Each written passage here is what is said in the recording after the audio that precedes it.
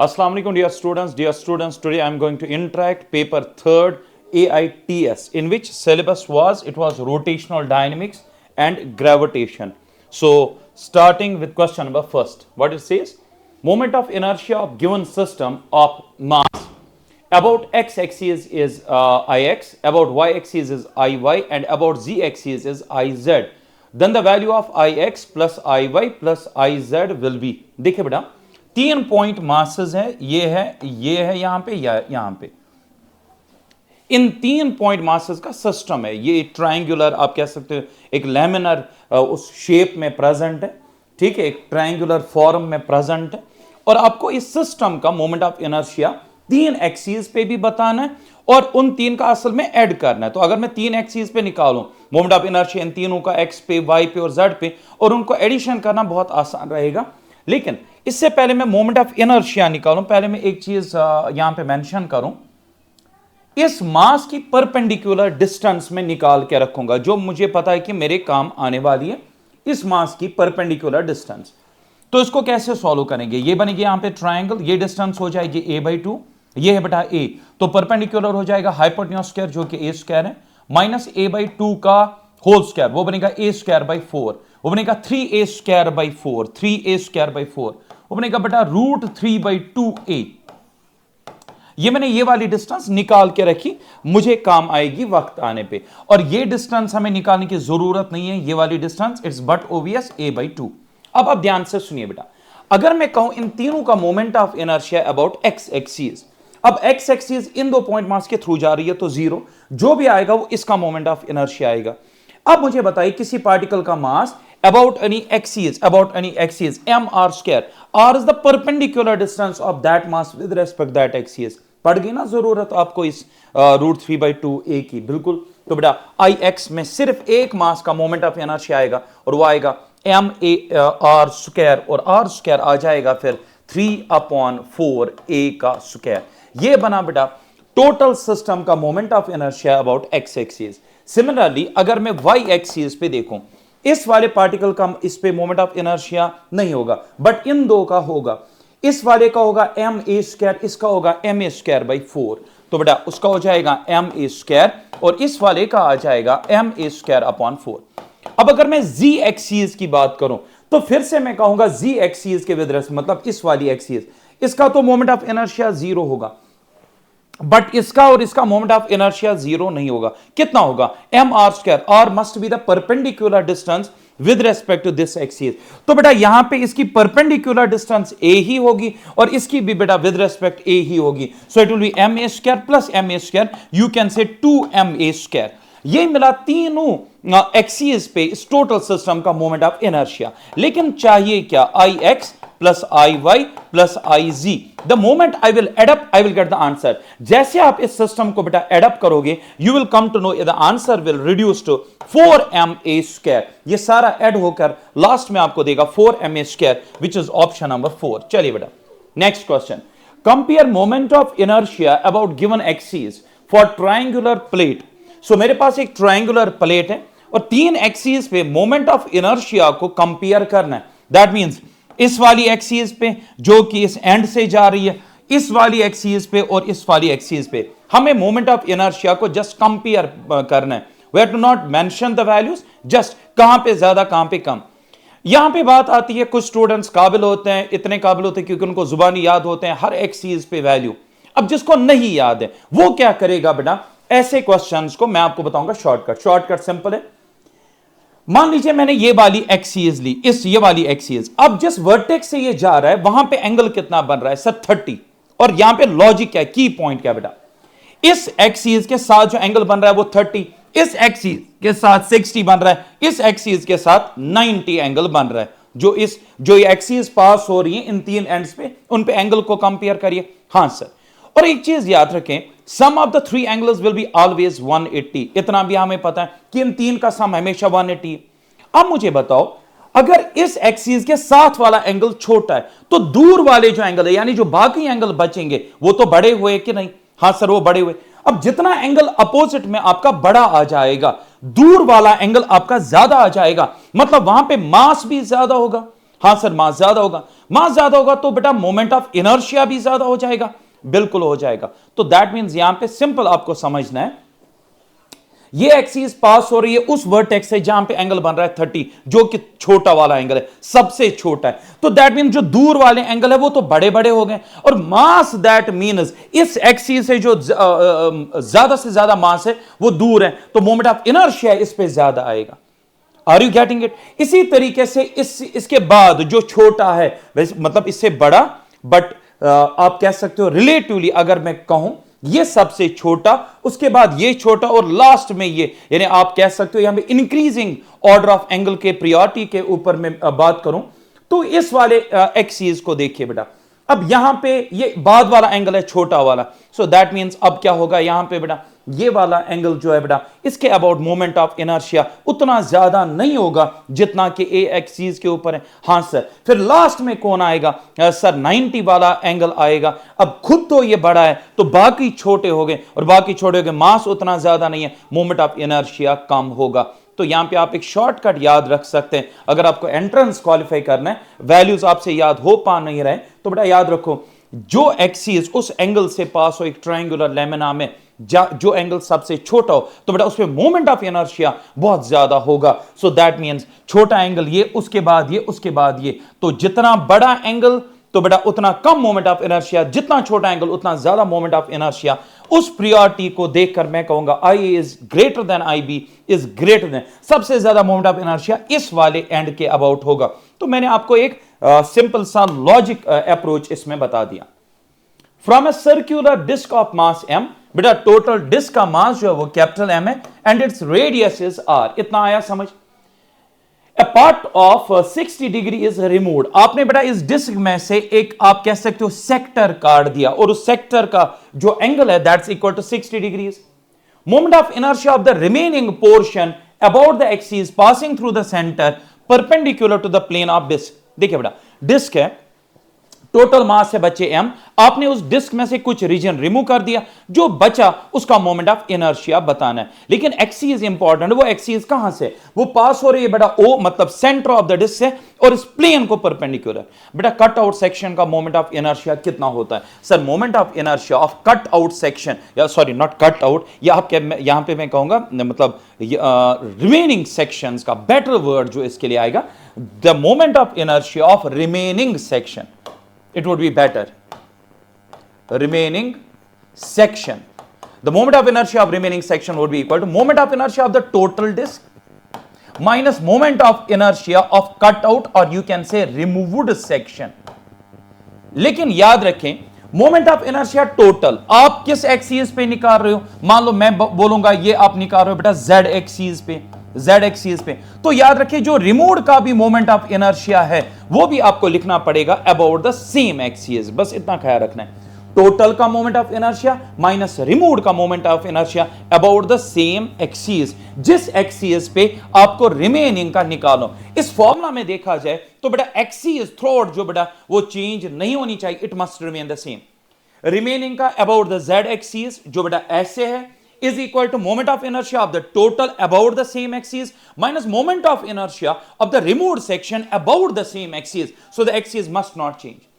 अब देखो बेटा रिमूव्ड का मोमेंट ऑफ इनर्शिया अगर मुझे चाहिए तो मुझे मास की जरूरत पड़ेगी, जो रिमूव्ड वाले सेक्शन का वो मास कितना। सिंपल एक लॉजिक यूज करेंगे, पाई आर स्क्वायर जो टोटल एरिया बेटा उसका मास है m। क्या ये मानते हो?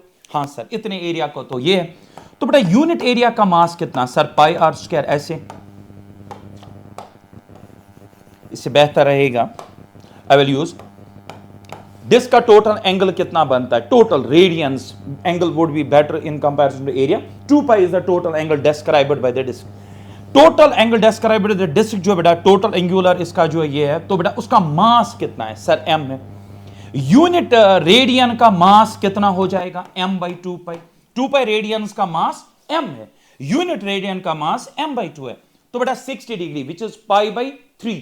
पाई बाई 3 रेडियंस का मास कितना हो जाएगा? सर वो जाएगा m divided by 2 pi into pi by 3। Pi और पाई कैंसल, m by 6। तो ये जो सेक्टर आपने काटा जिसका एंगल है बेटा 60, जो कितने रेडियंस को बिलोंग करता है π/3, बेटा उसका मास हो जाएगा m/6। अब बेटा मैं डर के बगैर यहां पे सॉल्व करूंगा। सबसे पहले टोटल का बताइए अबाउट दिस एक्सिस, टोटल का about this axis sir mr²/2, it is m, radius इसकी r मान लीजिए, mr² डिवाइडेड बाई 2, ये इसका मोमेंट ऑफ इनर्शिया हुआ टोटल का, माइनस रिमूव्ड का मास बेटा।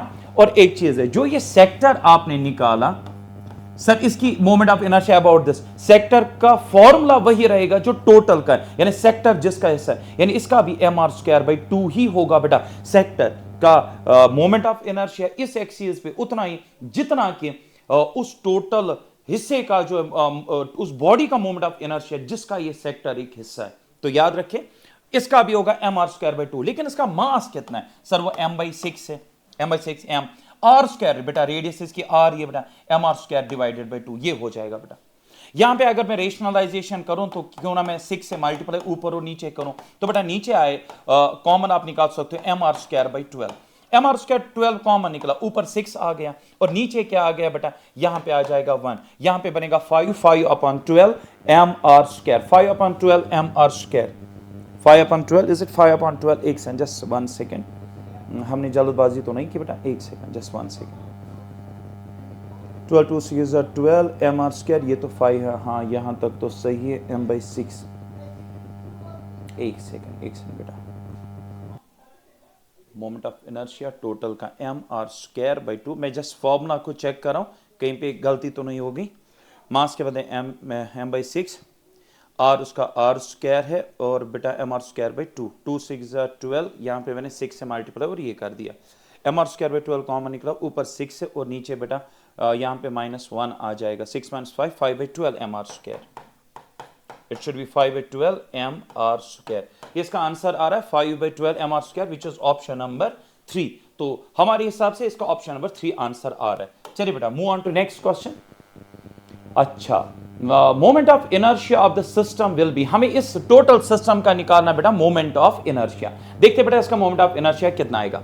ये सॉलिड स्फीयर, ये हॉलो स्फीयर है, सब जानते हैं सॉलिड का। देखो यहां पे मास और रेडियस दोनों का बराबर है, तो यहां पे उसकी टेंशन नहीं है। सॉलिड को होता है सेंट्रल एक्सिस है 2/5 mr², और हॉलो को होता है बेटा 2/3 mr²। अगर मुझे टोटल मोमेंट ऑफ इनर्शिया चाहिए तो मुझे सिंपली इनको ऐड करना पड़ेगा। तो जैसे मैं ऐड करूंगा बेटा, यहां पे आप देखिए 3 2 6, 5 2 10, तो आएगा 10 + 6 आएगा 16, 5 3 यहां पे 15, ऊपर आ जाएगा mr², 16/15 mr² must be the answer, option number 4।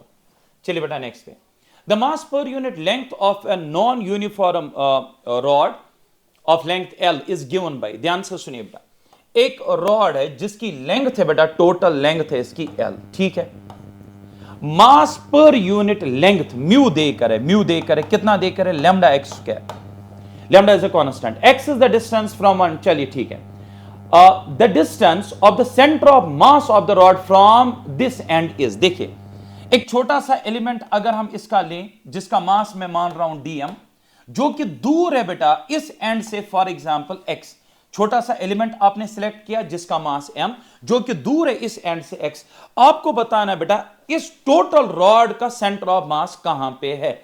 यहां पे इसने कहा बेटा जो है x is the distance from this and एक एलिमेंट की, तो बताओ इस टोटल रॉड का सेंटर ऑफ मास कहां पे। पहले हम ये जान ले इस रॉड का मास जो वो डिस्ट्रीब्यूटेड x एक्सिस पे, y पे या z पे, जाहिर सी बात है x एक्सिस पे, तो बेटा सेंटर ऑफ मास ही जो है वो x एक्सिस पे होगा। डिस्ट्रीब्यूटेड मास सिस्टम में जो हम सेंटर ऑफ मास की पोजीशन निकालते हैं, द फॉर्मूला इज dmx, एक एलिमेंट लिया जो मैंने पहले सिलेक्ट किया, dmx divided by integral of dm, dm element है, कितना दूर है बेटा विद रेस्पेक्ट जहां से सेंटर ऑफ मास बाद में आप ढूंढना चाहते हो, उसके कोऑर्डिनेट आप कह सकते हो, जो dm है उसका कोऑर्डिनेट है x, तो ऐसे लिखा जाता है। अब मैं dm कैसे मैनेज करूं, मुझे dm नहीं देकर है, मुझे देकर है मास पर यूनिट लेंथ, मुझे देकर बेटा मास पर यूनिट। अगर मैं इस एलिमेंट की लेंथ कहूं dx तो क्या कोई गलती होगी? अगर एलिमेंट दूर है x तो लेंथ इसकी कितनी dx, म्यू जो है बेटा दैट इज λx², ये तो मास पर यूनिट लेंथ। अगर हम इस dx से इसको मल्टीप्लाई करें इतनी लेंथ से, तो बेटा मुझे इसका मास मिल जाएगा। सो डीएम मुझे यहां पे मिल गया बेटा। डीएम का वैल्यू यहां पे इंसर्ट करिए, इंटीग्रल ऑफ डीएम के बदले लैम्डा एक्स स्क्वायर डीएक्स, साथ में यहां पे बेटा x divided by integral of DM आपको लिखना है लैम्डा एक्स स्क्वायर डीएक्स। ये आ गया बेटा। तो ये x कहां से है सर, आपने x कहां से लाया बेटा, ये है। dm कैसे मिला बेटा, म्यू देखा था मास पर यूनिट लेंथ, तो जितनी लेंथ से मैं मल्टीप्लाई करूं उतने का मास मिलेगा। मैंने dx से मल्टीप्लाई किया, मुझे बेटा इतनी लेंथ का मास मिला। That means I have to just solve this integral. पहले अगर आप देखें लैम्डा बाहर निकल के कैंसिल हो रहा है, हां सर कैंसिल हो रहा है, तो उड़ा दो इसको लैम्डा को जस्ट कैंसिल करो। यहां पे आ रहा है बेटा एक्स स्क्वायर एक्स, ये तो एक्स क्यूब हो गया, तो integral of X cube dx.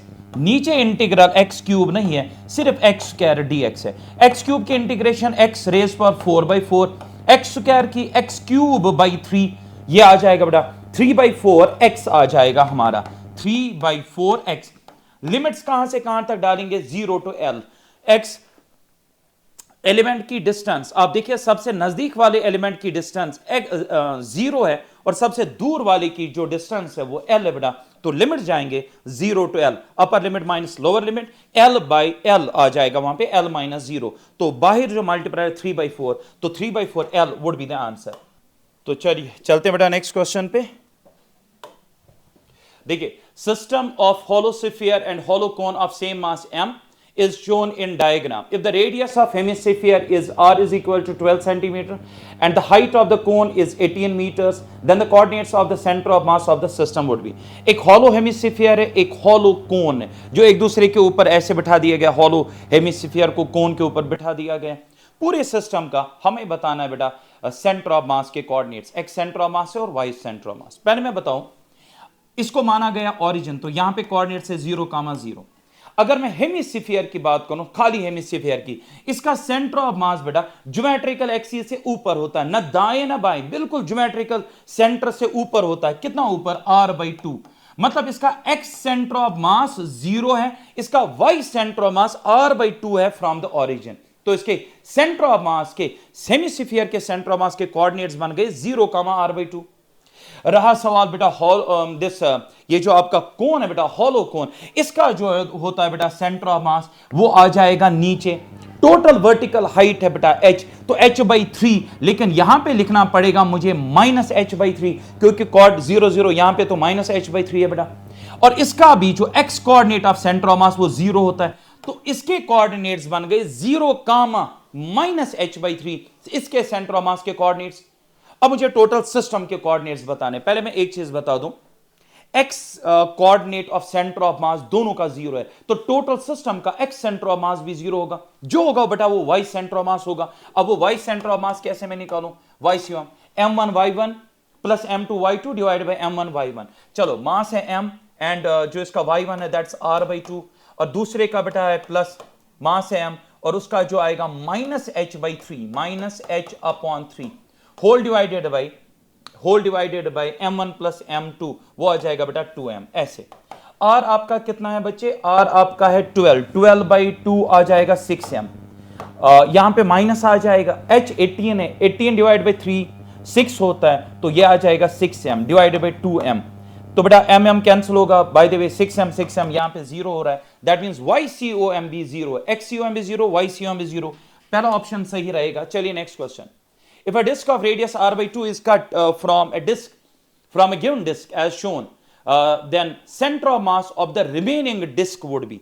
ये एक डिस्क है, इस डिस्क में से आपने इतना पोर्शन रिमूव किया, अब जो रिमेनिंग डिस्क है उसका सेंटर ऑफ मास बताना है, उसके कोऑर्डिनेट्स क्या होंगे। पहले मैं बता दूं, देखिए टोटल डिस्क के जो सेंटर ऑफ मास होगा बेटा वो यहां पे होगा, और उसके कोऑर्डिनेट्स होंगे 0,0, टोटल डिस्क के 0,0। लेकिन जैसे आप इतना हिस्सा रिमूव करोगे, अब जो रिमेनिंग डिस्क है बेटा उसका सेंटर ऑफ मास पीछे की तरफ शिफ्ट करेगा, ना ऊपर की तरफ ना नीचे की तरफ शिफ्ट करेगा, क्योंकि मास बेटा एक्सिस के ऊपर जितना कटा, एक्सिस के नीचे भी उतना ही कटा, तो सेंटर ऑफ मास ना ऊपर जाएगा ना नीचे जाएगा। हां, शिफ्ट पीछे की तरफ जरूर होगा, क्योंकि इधर से मास कम हुआ, सेंटर ऑफ मास पीछे जाएगा। तो बताइए इस रिमेनिंग डिस्क का अगर यहां पे सेंटर ऑफ मास है, इसका सिर्फ कौन सा कोऑर्डिनेट है सर? एक्स कोऑर्डिनेट है। तो मैं बस X coordinate of remaining portion निकालूंगा। X coordinate of centre of mass of remaining portion, वो निकालने का तरीका क्या है बेटा?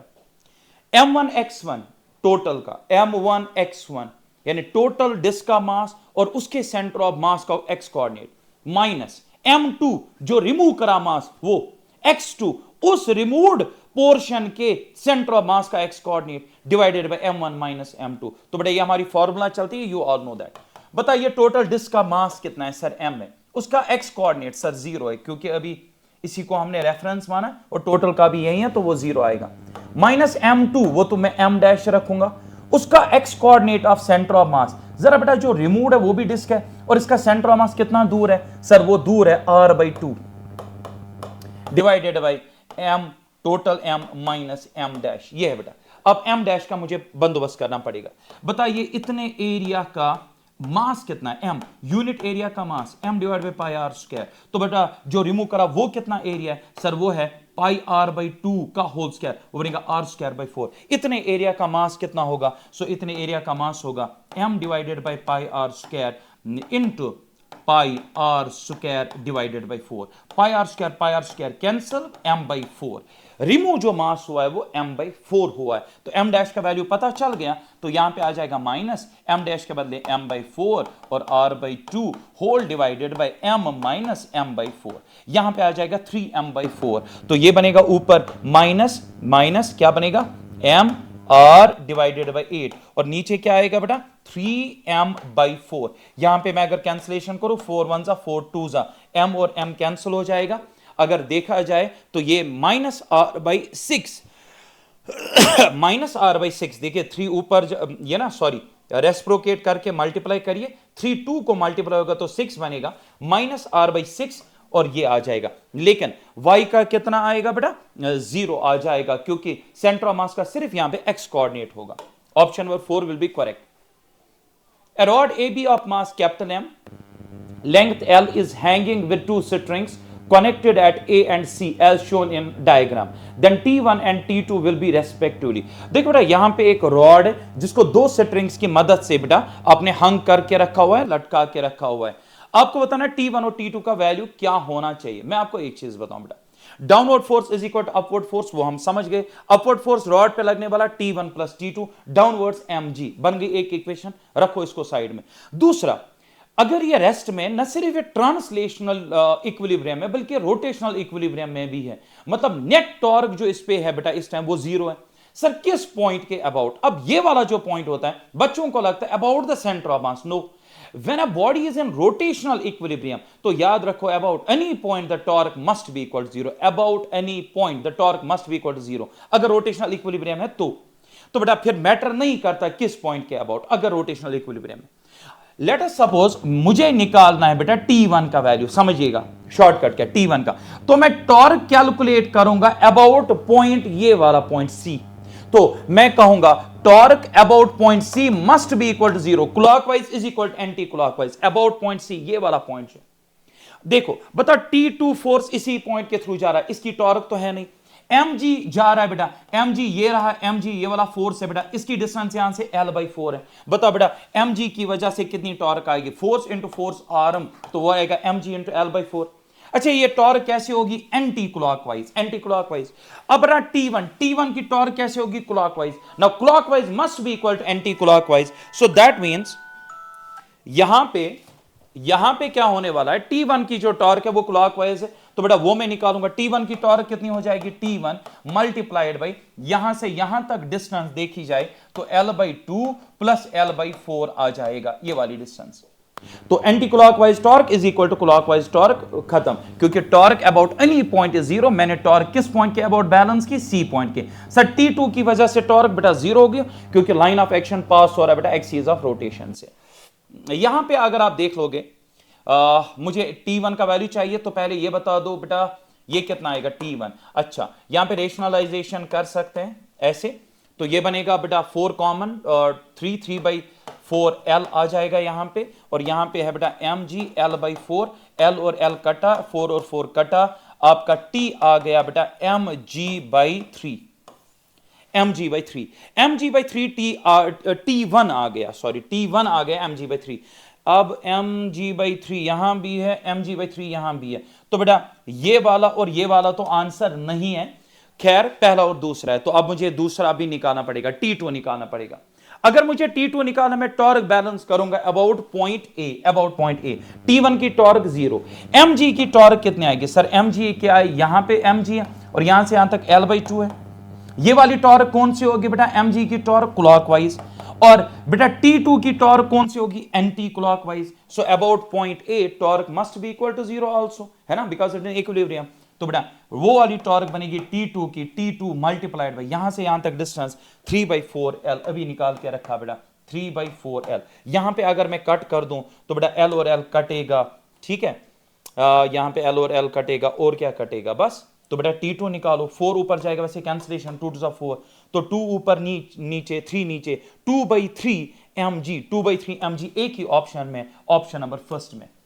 तो आपने इस क्वेश्चन के से क्या सीखा, अगर एक बॉडी रोटेशनल इक्विलिब्रियम में टॉर्क किसी भी पॉइंट के अबाउट निकालो 0 ही आनी है, याद रखिए clockwise will be equal to anti clockwise. As a part of maintenance inspection, the compressor of jet engine is made to spin according to the graph as shown. The number of revolutions made by the compressor during the test is, देखिए यहां पे RPM और time के बीच में आपको एक graph दे कर है, आपको बताना है एट द एंड ऑफ कितने टाइम के लिए चला है, 5 मिनट्स के एंड पे आपको बताना है टोटल रिवोल्यूशंस कितने कंप्लीट हुए होंगे। पहले मैं एक चीज बताऊं, आरपीएम का मतलब क्या है सर, इट इज रिवोल्यूशंस पर मिनट। तो अगर मैं इसको मिनट से मल्टीप्लाई कर दूं बेटा, मिनट कटेगा तो बेटा रिवोल्यूशंस बचेंगे, दैट मींस प्रोडक्ट आ रहा है 2 एक्सीज का। आप ध्यान से देखिए, रिवोल्यूशंस पर मिनट हमारी वाई एक्सीज है और जो टाइम है हमारा वो हमारी एक्स एक्सीज है। आप जानते हैं बेटा एक ग्राफ में 2 एक्सीज का डिवीजन देता है स्लोप और प्रोडक्ट देता है एरिया। तो याद रखें इस ग्राफ का एरिया मुझे देगा, एरिया अंडर द ग्राफ मुझे देगा नंबर ऑफ रिवोल्यूशंस होगा क्या, देखिए y एक्सीज आपकी रिवोल्यूशन पर मिनट है, x एक्सीज से मल्टीप्लाई किया जो मिनट है, मिनट कटा और वहां पे रिवोल्यूशन, तो एरिया अंडर द ग्राफ निकालना है। अब एरिया कैसे निकालोगे, इजंट दिस अ ट्रेपीजियम, हां सर इट्स अ ट्रेपीजियम, तो बस हो गया खत्म, 1/2 of sum of parallel sides, parallel side है नीचे 5 है बेटा, ऊपर वाला साइड जो है वो आप अच्छे से देख लीजिएगा कितना है, ये है बेटा 3.5 और यहां पे ये सीधे 1 है, 3.5 माइनस 1, 3.5 माइनस 1 2.5, तो यहां पे आ जाएगा 2.5, सम ऑफ पैरेलल साइड्स 5 और ये वाली लेंथ जो आ रही है बेटा 3.5 माइनस 1 2.5 हो जाएगा, इनटू ऑल्टीट्यूड 3000। तो जैसे आप ये सॉल्व करेंगे बेटा 5 प्लस 2.5 7.5 डिवाइडेड बाई 2 इंटू 3000, आपका बेटा 9000 जो है, sorry I don't think 9000, it will be around 11250, हाँ जी मुझे लग रहा है 11250 इसका आंसर ऑप्शन नंबर 4। फिर भी आप चेक कर लीजिएगा इसको, इसमें कोई इश्यू नहीं है, यही आंसर आएगा। देखिए बेटा ये क्वेश्चन क्या कह रहा है, mass of 2 kg is suspended through a thread wrapped around the disc shaped pulley of mass 6 kg as shown in figure. Friction in the axle of the pulley is absent and there is no slipping in the thread. When the mass falls through a vertical distance of 2 meters, the velocity acquired by the mass is। आइए बेटा इस question को जान लेते हैं, ये question क्या कह रहा है, ध्यान से सुनिएगा। देखो यहां पे ये बॉडी आपको दिख रही है जिसका मास m है, ठीक है, वो m कितना मास इसका देकर है बच्चे 2 kg देकर है। ये मास कहां गिर रहा है सर, नीचे की तरफ गिरेगा, ऑब्वियसली जब ये नीचे गिरेगा थ्रेड को नीचे खींचेगा, उसकी वजह से पुली रोटेट करेगी। अच्छा पुली रोटेट करेगी मतलब यहां पे रोटेशनल मोशन भी है। तो मुझे ये बताना है जब ये मास गिरेगा नीचे 2 मीटर डिस्टेंस से, उस टाइम इस मास के पास कितनी होगी velocity, how much would B its velocity. वो निकालने के लिए आपको मास की चाहिए एक्सेलरेशन, यानी ए एक्सेलरेशन। अब आप बोलेंगे जी नहीं होगा क्योंकि कनेक्टेड है बेटा, यहां से रोटेशनल मोशन इंक्लूडेड। अब क्या करें हम इस डिस्क की निकालेंगे बेटा जो है एंगुलर एक्सेलरेशन। अब वो एंगुलर एक्सेलरेशन निकालने का जो तरीका होता है वो था इस पे लगने वाली टॉर्क। टॉर्क कितनी आएगी बेटा इस वाली पुली के ऊपर, सर वो तो इस फोर्स की वजह से आएगी, mg वाले फोर्स की वजह से। m कितना बेटा 2 मल्टीप्लाइड बाई g, ये हो गया force. Force multiplied by force arm, वो तो बेटा r है। ये बन गया बेटा इस पे लगने वाला टॉर्क, इस पुली पे लगने वाला टॉर्क इस एक्सटर्नल फोर्स mg की वजह से। आ गया बात समझ?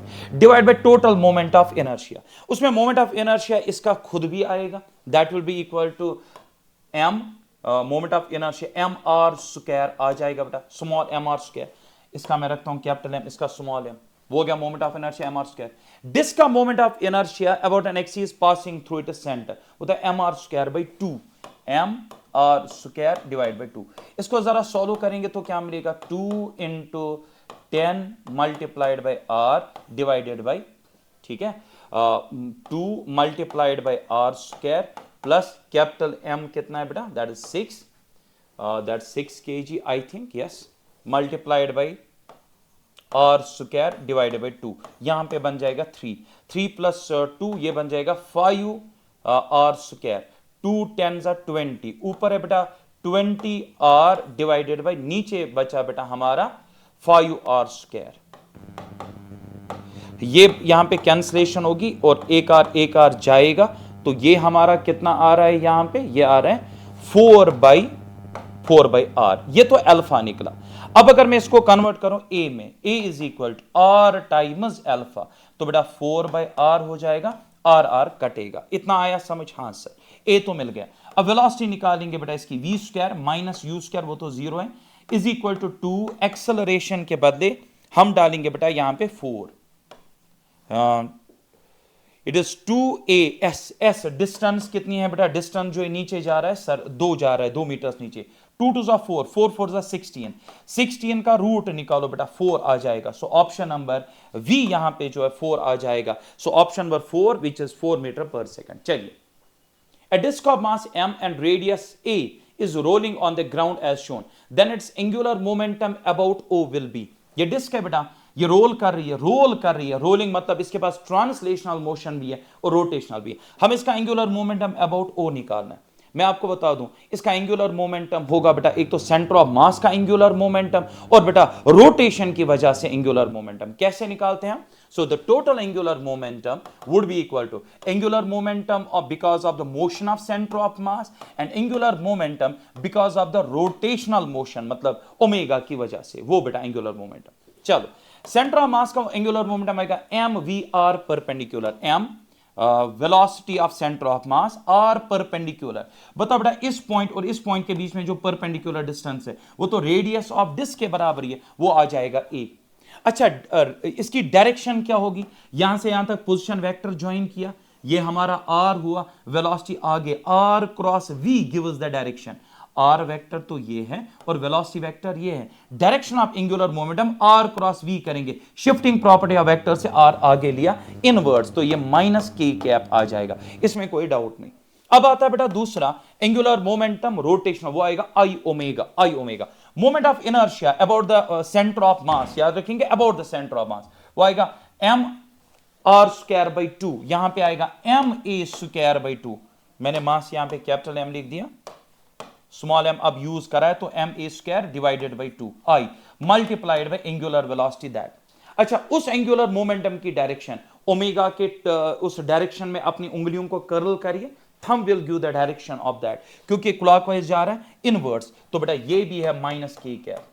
मेरा जो आंसर है वो v के टर्म्स है, तो ओमेगा की शामत आई है, v is equal to r omega, तो यहां पे a ओमेगा, ओमेगा के बदले लिखा जा सकता है v बाई a, हम लिख सकते हैं ओमेगा के बदले, तो यहां पे ओमेगा के बदले v बाई a। तो मेरा अभी आंसर मिला अभी तक mva माइनस के कैप प्लस m, जब v बाई a लिखोगे a कटेगा तो ma बाई 2 और यहां पे v और माइनस के कैप। होप कि आपको समझ आया। अब देखो MVA लेकिन 1 और ये है बेटा 1 बाई 2, ऊपर से डायरेक्शन दोनों की सेम है तो सिंपली ऐड हो जाएंगे, 1 प्लस 1 बाई 2 3 बाई 2, तो 3 बाई 2 MAV और माइनस के cap, option number first is correct. Move on to next question. A cubical block of side A is moving with velocity v on a horizontal smooth plane as shown. It hits ridge at point o, it hits ridge at point o, ठीक है। The angular speed of the block after it hits is, ध्यान से सुनो बेटा, एक block है यहां पे जिसका मास है बच्चे m, और इसके डायमेंशंस a हैं, उसमें कोई दिक्कत नहीं, इट्स क्यूबिकल ब्लॉक। सामने एक हिंड्रेंस आ गई, कोई मतलब वेज जैसी कोई चीज, वैसे वेज नहीं है, इट्स जस्ट ए हिंड्रेंस। जब इसने इस हिंड्रेंस को हिट किया तो इसने रोटेट किया, about that point of hindrance it got rotated. What I have to find angular speed of the block, मुझे ओमेगा निकालना है जैसे इसने रोटेट करा। देखो बेटा पहली चीज है, क्या यहां पे इस दौरान एक्सटर्नल फोर्स आया? नहीं सर। External torque? नहीं सर। तो मैं कहूंगा angular momentum conserve. Initial angular momentum of the system must be equal final angular momentum. अब इनिशियल एंगुलर मोमेंटम वो तो ट्रांसलेशनल है, mvr। बेटा सेंटर ऑफ मास इसका ये रहा, r परपेंडिकुलर, ये है बेटा एक्सिस ऑफ रोटेशन जिसको आप कह सकते हो। इन दो के बीच में परपेंडिकुलर डिस्टेंस सर वो a/2 है, तो मास इसका m है, वेलोसिटी ऑफ सेंटर ऑफ मास मान के चलिए v है, और परपेंडिकुलर डिस्टेंस जिस पॉइंट के अबाउट आपको एंगुलर मोमेंटम निकालनी है और सेंटर ऑफ मास के बीच में परपेंडिकुलर डिस्टेंस वो a/2 है, तो बेटा a/2 ये है बेटा mvr, ठीक है। This is initial angular momentum of the system, direction की कोई जरूरत निकालने की नहीं है, this initial momentum. Final angular momentum कैसी होगी? क्योंकि उस पॉइंट के अबाउट सिर्फ रोटेट करा, that will be I omega. अब ध्यान से देखो बेटा आई ओमेगा कैसे निकाले, ध्यान से सुनिए। जैसे ये इसके ऊपर रोटेट करेगा इस पॉइंट के ऊपर, तो बताइए इंस्टंटेनियस एक्सिस ऑफ रोटेशन कौन बनेगा? सर ये हिंड्रेंस बनेगा। तो जब आप L is equal L final आप कहेंगे आई ओमेगा, तो आई में आपको लिखना पड़ेगा moment of inertia about the instantaneous axis of rotation, instantaneous axis of rotation. Sir जब आपने प्रीवियस क्वेश्चन किया तो उसमें आपने कहा L जो हम यहां पे लिखते हैं वो अबाउट सेंटर ऑफ मास लिखते हैं, और वहां पे क्यों आप सिर्फ बोल रहे हैं एक्सिस ऑफ? बेटा ये एक लंबी कहानी है जो हम क्लास वर्क में आपको समझाते हैं, इट टेक्स टाइम। यहां पे क्या लिखना, वहां पे क्या लिखना, क्यों ऐसा लिखते हैं, फिर भी आपके लिए, ऑल्दो मेरे पास टाइम ड्यूरेशन कम होती है, at finish the interaction in less than actually 1.3 hours, but फिर भी अब ध्यान से देखिएगा 1.3 1.5 आवर्स। देखिए यहां पे मसला ये होता है कि आपने एंगुलर मोमेंटम जब निकाली ना बेटा अबाउट सेंटर ऑफ मास, ये है ट्रांसलेशनल मोशन की वजह से सारी, ये है बेटा सारी रोटेशनल मोशन की। और जब हम प्योर रोटेशनल मोशन की एंगुलर मोमेंटम निकालते हैं तो बेटा हम निकालते हैं अबाउट सेंटर ऑफ मास, तो इतना है प्योर ट्रांसलेशनल की वजह से, इतना है प्योर रोटेशनल की वजह से। अपरेंटली आपको लगेगा इस बॉडी के पास जब ये हिट करेगी सिर्फ रोटेशनल मोशन है, लेकिन आपको मैं बता दूं असल में रोटेट तो ये करेंगे, इस ये वेज इसके ऊपर, असल में इसके अंदर छुपा हुआ है बेटा इस टाइम ट्रांसलेशनल मोशन भी, क्योंकि सेंटर ऑफ मास डिस्प्लेस हो रहा है। जरा मुझे बताओ, ये हमारे पास ब्लॉक है, द मोमेंट ये फ्लिप करेगा इसका सेंटर ऑफ मास अपनी जगह रहेगा, मूव करेगा, सर मूव करेगा, सो दैट मींस असल में इसके पास दोनों है, ट्रांसलेशनल भी और रोटेशनल भी। दैट्स व्हाई हमें यहां पे आई लिखना पड़ता है about instantaneous axis of rotation. आइए बेटा, तो इस एक्सिस के अबाउट मुझे निकालना है मोमेंट ऑफ इनर्शिया। अब वो कैसे निकालूं? बेटा मैं निकालूंगा पहले moment of inertia about an axis passing through the centre of the cubical body. आप जानते हैं बेटा इस क्यूब का फ्रंट फेस कैसा है sir? Square lamina. Square lamina का इस एक्सिस पे मोमेंट ऑफ इनर्शिया ma²/6 होता है बेटा।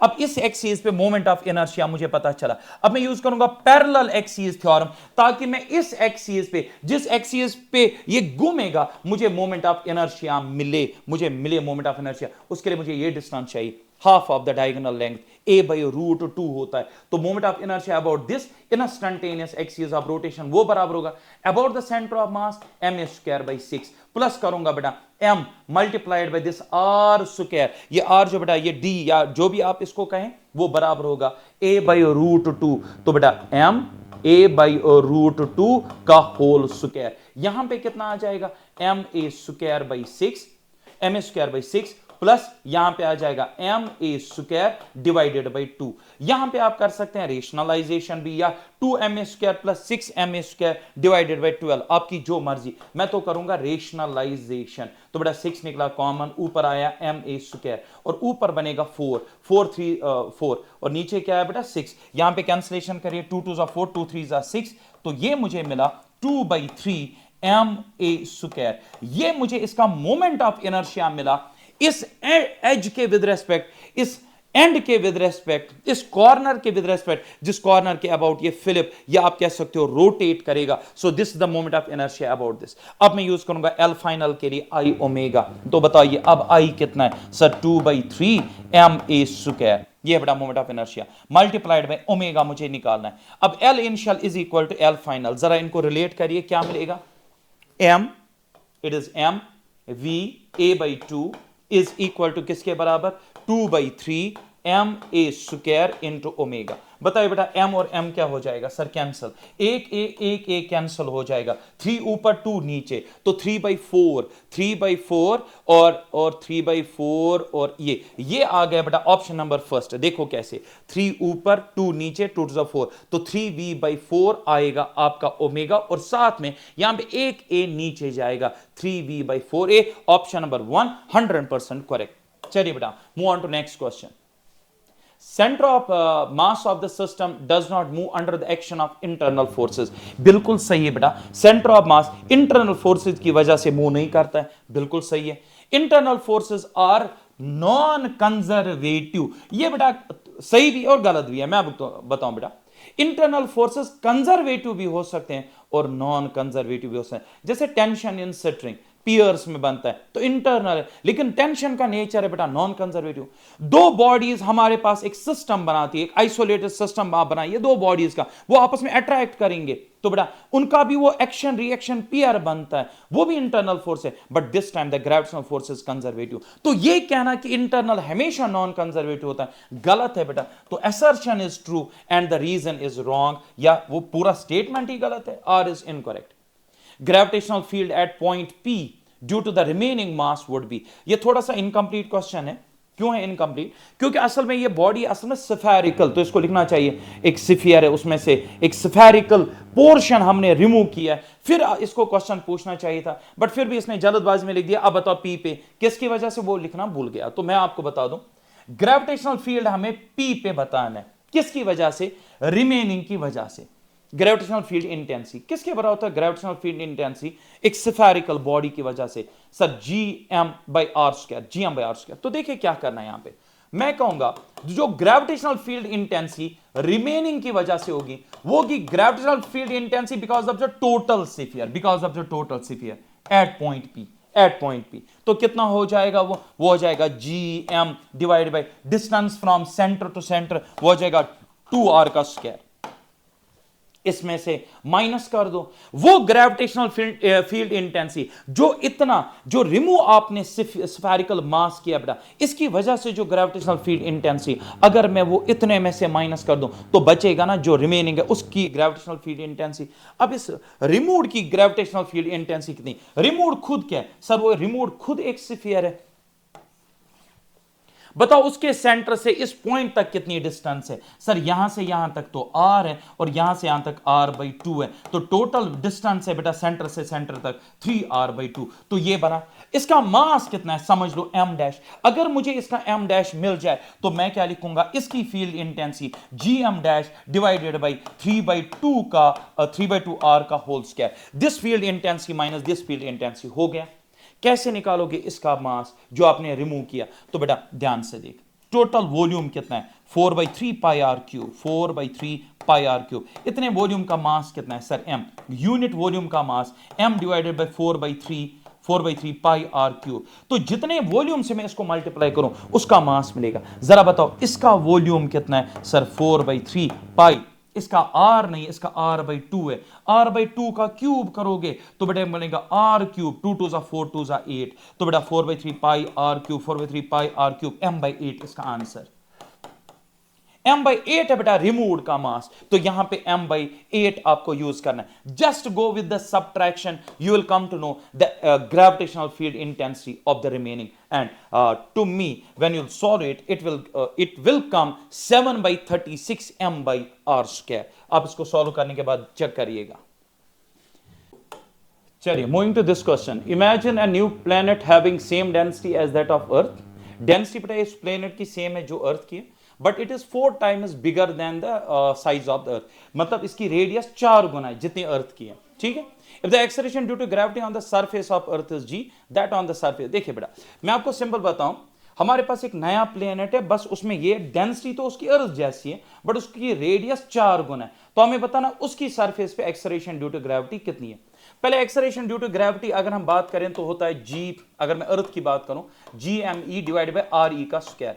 क्योंकि डेंसिटी के बारे में बात हो रही है, तो वॉल्यूम इनटू डेंसिटी में लिख देंगे 4/3 pi R E cube multiplied by volume into density, आ गया बेटा mass of earth rho E divide by R E square. ये आर ई स्क्वायर कैंसिल होगा, ऊपर एक आर ई बचेगा। तो यहां पे अगर मैं कहूं जी 4/3 पाई, ये तो दोनों प्लेनेट्स में सेम है, तो अगर मैं सिर्फ प्रोपोर्शनलिटी की बात करूं, ऊपर आर ई आया और रो ई बचेगा अर्थ के मामले में। तो प्लेनेट के मामले में क्या बचेगा सर? वहां बचेगा रेडियस ऑफ प्लेनेट और डेंसिटी ऑफ द प्लेनेट, ये बचेगा बेटा। दो को डिवाइड कर दो। अब ध्यान से देखो, इसने कहा कि डेंसिटी तो same, imagine a planet having the same density, ये और ये कटा, तो ये सिंपली आया रेशियो ऑफ दैट। अब मुझे बताओ यहां पे प्लेनेट की रेडियस क्या है? 4 गुना, so 4 times of R E कटा, तो G E divide by G P is equal to 1/4, so G P is equal to 4 times of G E, which is option number first. So इसका answer हो गया बेटा। ठीक है, चलते हैं नेक्स्ट पे, बाद में चेक करते हैं। A remote sensing satellite of Earth revolves in a circular orbit at a height of this above the surface of Earth. If the Earth's radius is this and mass is the m and g is equal to this, then the orbital speed of the satellite is. Remote sensing satellite revolve around this. अच्छा ठीक है, देखो बेटा, ये हमारे पास अर्थ है, ये remote sensing satellite है, ठीक है। इसकी हाइट देकर, जरा बताओ इसकी हाइट कितनी देकर? हाइट है बेटा इसकी 0.25 into 10⁶ metres above the surface. Earth का रेडियस भी देकर है, वो कोई मसला नहीं है, ठीक है। मास इसका देकर है m, g भी देकर है। देन द ऑर्बिटल स्पीड, आप जानते हैं बेटा एक सैटेलाइट की जो ऑर्बिटल स्पीड होती है root of G M E divided by small r, ये होती है बेटा ऑर्बिटल स्पीड ऑफ किसी भी सैटेलाइट की। लेकिन ये आर कहां से होता है? इसका be careful about that. R होता है बेटा सेंटर टू सेंटर, यानी सेंटर ऑफ अर्थ से सेंटर ऑफ सैटेलाइट तक। सो मोर और लेस फॉर्मूला आपके सामने, just need to insert the values. एक आसानी में कर सकता हूं, अगर आप मास ऑफ अर्थ नहीं जानते तो आप यहां पे लिख सकते हो जी आर ई का स्क्वायर, जी एम ई के बदले you can write g r E square, और इस आर के बदले लिखा जा सकता है बेटा आर ई प्लस एच, इतना तो आप कर सकते हो। फिर आप एक काम करिए, एक आर ई को नीचे लाए, एक आर ई को, तो हमारा यहां पे बन जाएगा it would be G root of G, और यहां पे बचेगा आर ई, एक आर ई नीचे गया तो ये बनेगा 1 और वो बनेगा h बाई आर ई। अब थोड़ी सी आसानी होगी, क्यों? g के बदले 9.8 जो इसने बोला है, रेडियस ऑफ अर्थ भी दिया, h भी दिया, r भी दिया। मोर और less it's a numerical question है, सिंपल फॉर्मूला बेस्ड क्वेश्चन है। सॉल्व करने के बाद आपको मिलना चाहिए 7.76 बचना चाहिए बेटा। चलिए नेक्स्ट क्वेश्चन पे चलते हैं। A particle is projected from a point RE, ठीक है, height above the surface of earth with a speed equal to 2ve, ठीक है। हमारे पास ये है बेटा सरफेस ऑफ अर्थ, पार्टिकल को हमने प्रोजेक्ट किया सरफेस ऑफ अर्थ से, लेकिन कहां से? सरफेस ऑफ अर्थ से नहीं, बल्कि सरफेस ऑफ अर्थ से एक हाइट के ऊपर जाकर उसको थ्रो किया। तो पार्टिकल सरफेस ऑफ अर्थ पे नहीं है, बल्कि एक हाइट पे। और कितनी वेलोसिटी इसको मैं वहां दे रहा हूं? ट्वाइस ऑफ एस्केप वेलोसिटी, ठीक है, ठीक है, with speed equal to vice. Find the speed interstellar speed. कहता है जब ये उस जगह पे पहुंचेगा जहां पे ग्रेविटी का इफेक्ट खत्म होगा, तो बताइए वहां पे इसके पास कितनी स्पीड बचेगी। इंटरसेटुलर स्पीड निकालनी है, ठीक है। कहां से हमने थ्रो किया, बस इतना बताया। Particle is projected at a point R E height above, तो बेटा सरफेस ऑफ अर्थ से h जो हाइट है वो आर ई के बराबर है, यहां से इसको हमने थ्रो करा। तो मुझे बताइए इसको कैसे सॉल्व करोगे। You can not use the expression v interstellar is v given square minus v escape square. ये तब लगती है बेटा जब आप बॉडी को थ्रो करोगे, कहां से? सरफेस ऑफ अर्थ से। अभी तो गड़बड़ हो जाएगी। अब बेटा यहां से आप थ्रो कर रहे हो, तो बेटा लगा ये कंजर्वेशन ऑफ मैकेनिकल एनर्जी।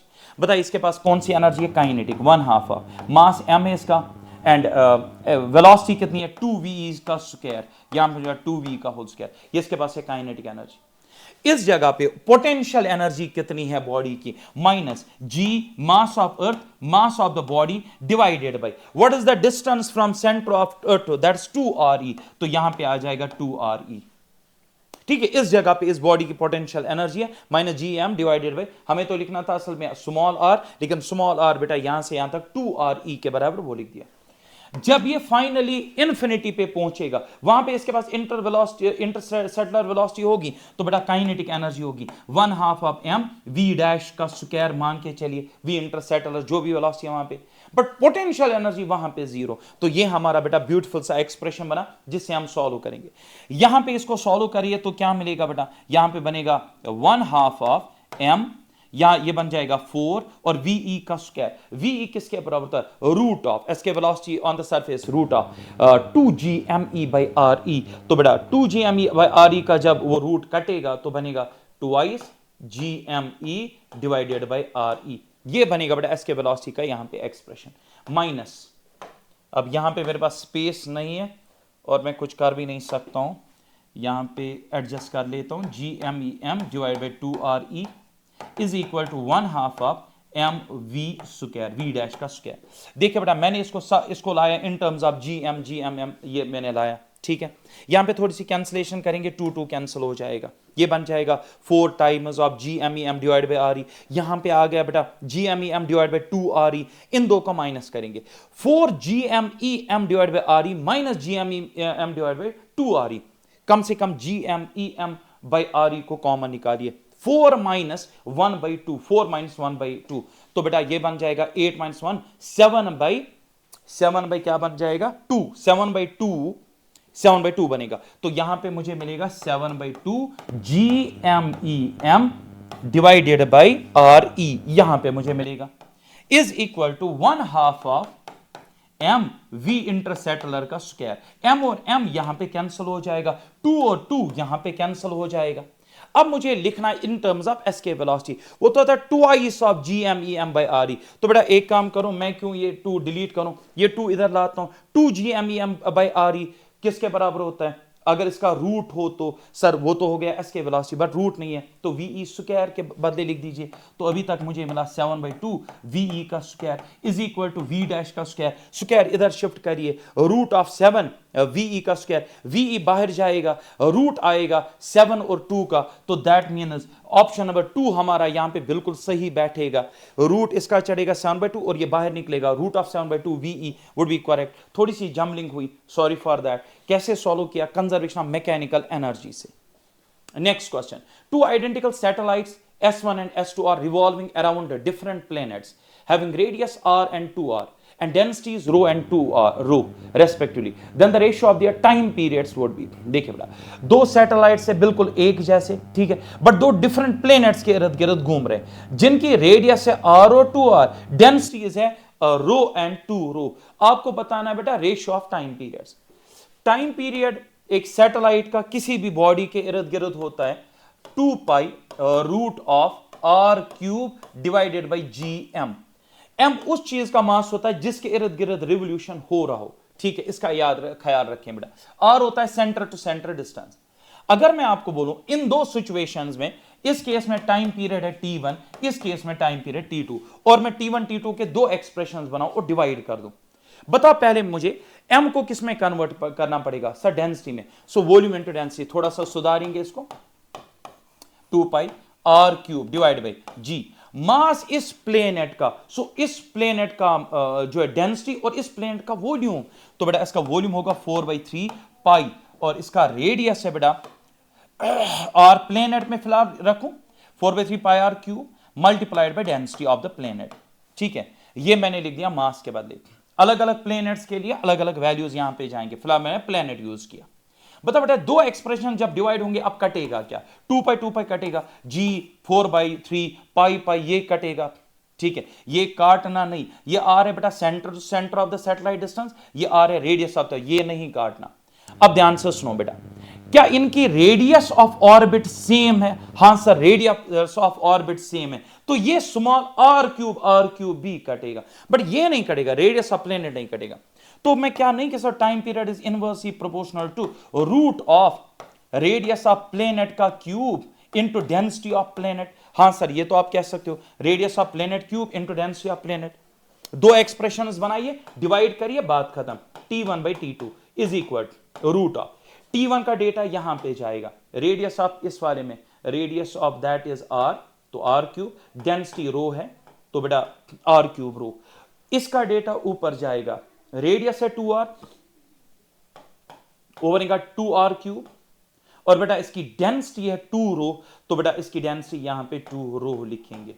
अब देखिए rho rho cancel, r cube cancel, 2 8 16, root of 16 आ जाएगा, वो तो 4 आ जाएगा, so 4:1 must be the answer which is option number 4।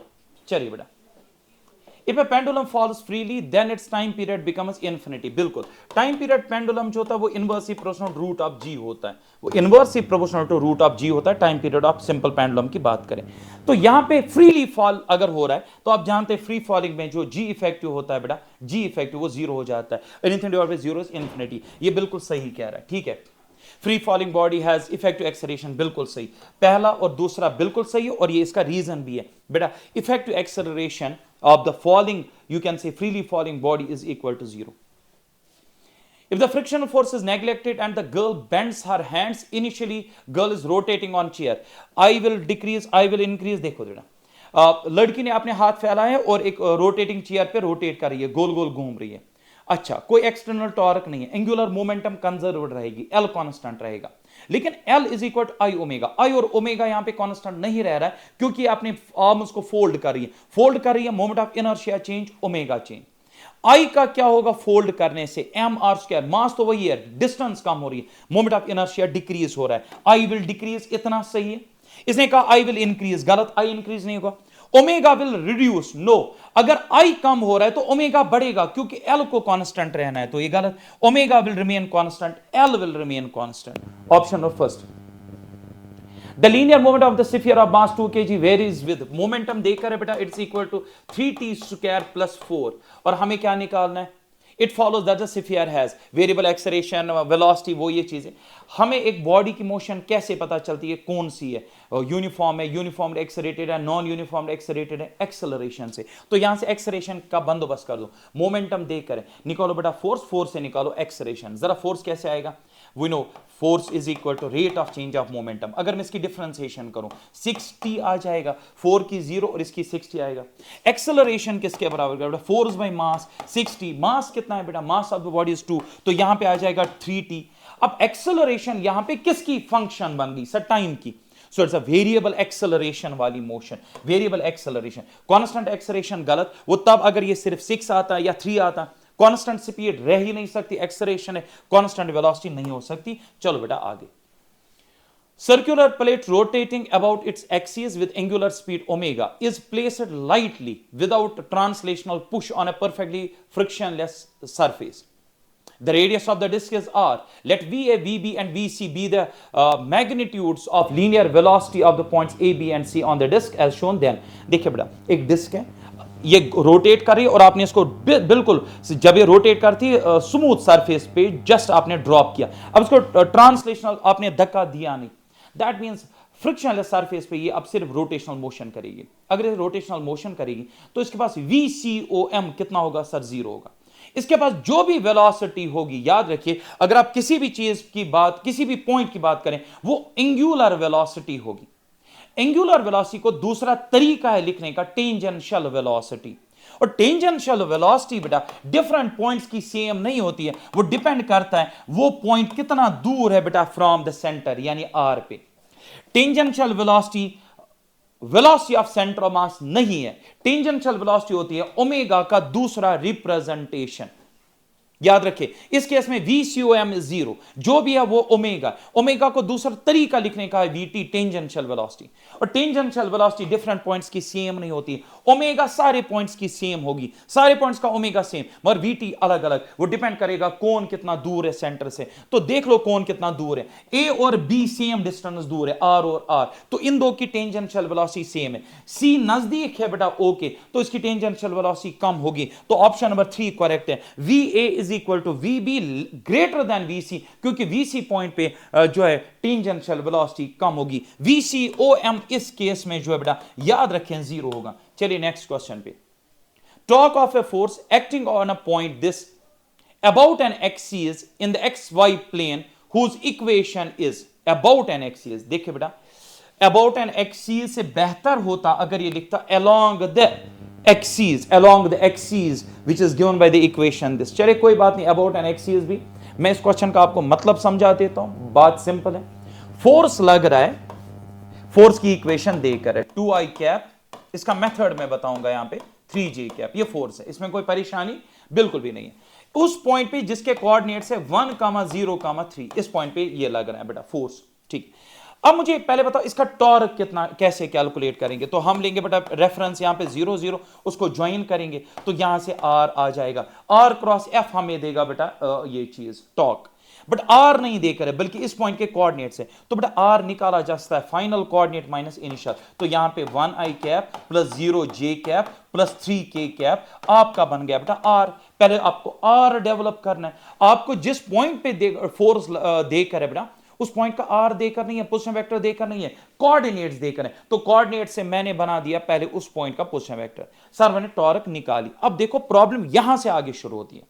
हमें इस टॉर्क, जो आपने टॉर्क अब निकाला, इन दो का r क्रॉस f किया, वो आप करिएगा r क्रॉस f, जो आप डिटरमिनेंट मेथड करते हैं उससे आप r क्रॉस f करेंगे, टॉर्क मिलेगा. टॉर्क कुछ वेक्टर मिलेगा, मैं यहां पे लिखूं let's suppose ai cap bj cap ck cap, ये एक टॉर्क वेक्टर मिला. अब देखो इसका क्या करना है. कहता है इस टॉर्क का कंपोनेंट बता दो.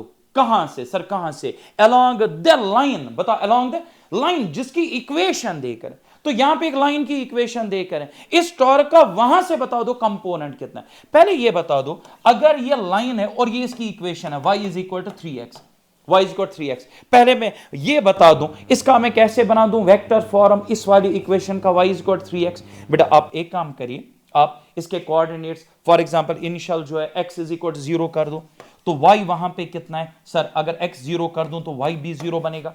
हो गया एक कोऑर्डिनेट. दूसरा आगे एक और कोऑर्डिनेट बना दो, मान लो इसमें 1 डालूं, तो जब x इज इक्वल टू मैंने 1 डाला, y कितना आ जाएगा सर 3.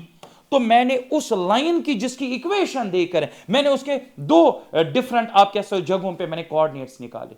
अब मैं उससे निकालूंगा उसका पहले वेक्टर फॉर्म. तो बेटा final coordinate minus initial coordinate, तो 1i cap plus 3 minus 0 3j cap.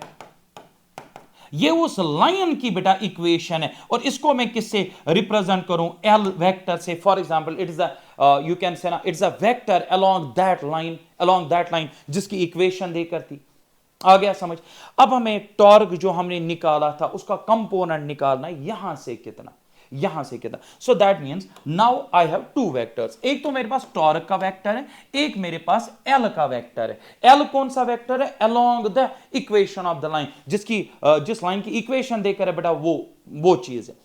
तो मुझे इस टॉर्क का कंपोनेंट निकालना है यहां से. बता बेटा हमने ये 11th क्लास में पढ़ते हैं ना, एक वेक्टर का कंपोनेंट ऑन द अदर या अलोंग द अदर. मान लो ए का वेक्टर ऑन बी कैसे निकालते हो? It is a dot b divided by, जिसके ऊपर कंपोनेंट निकालना उसका मैग्नीट्यूड, उसको डिवाइड करते हैं.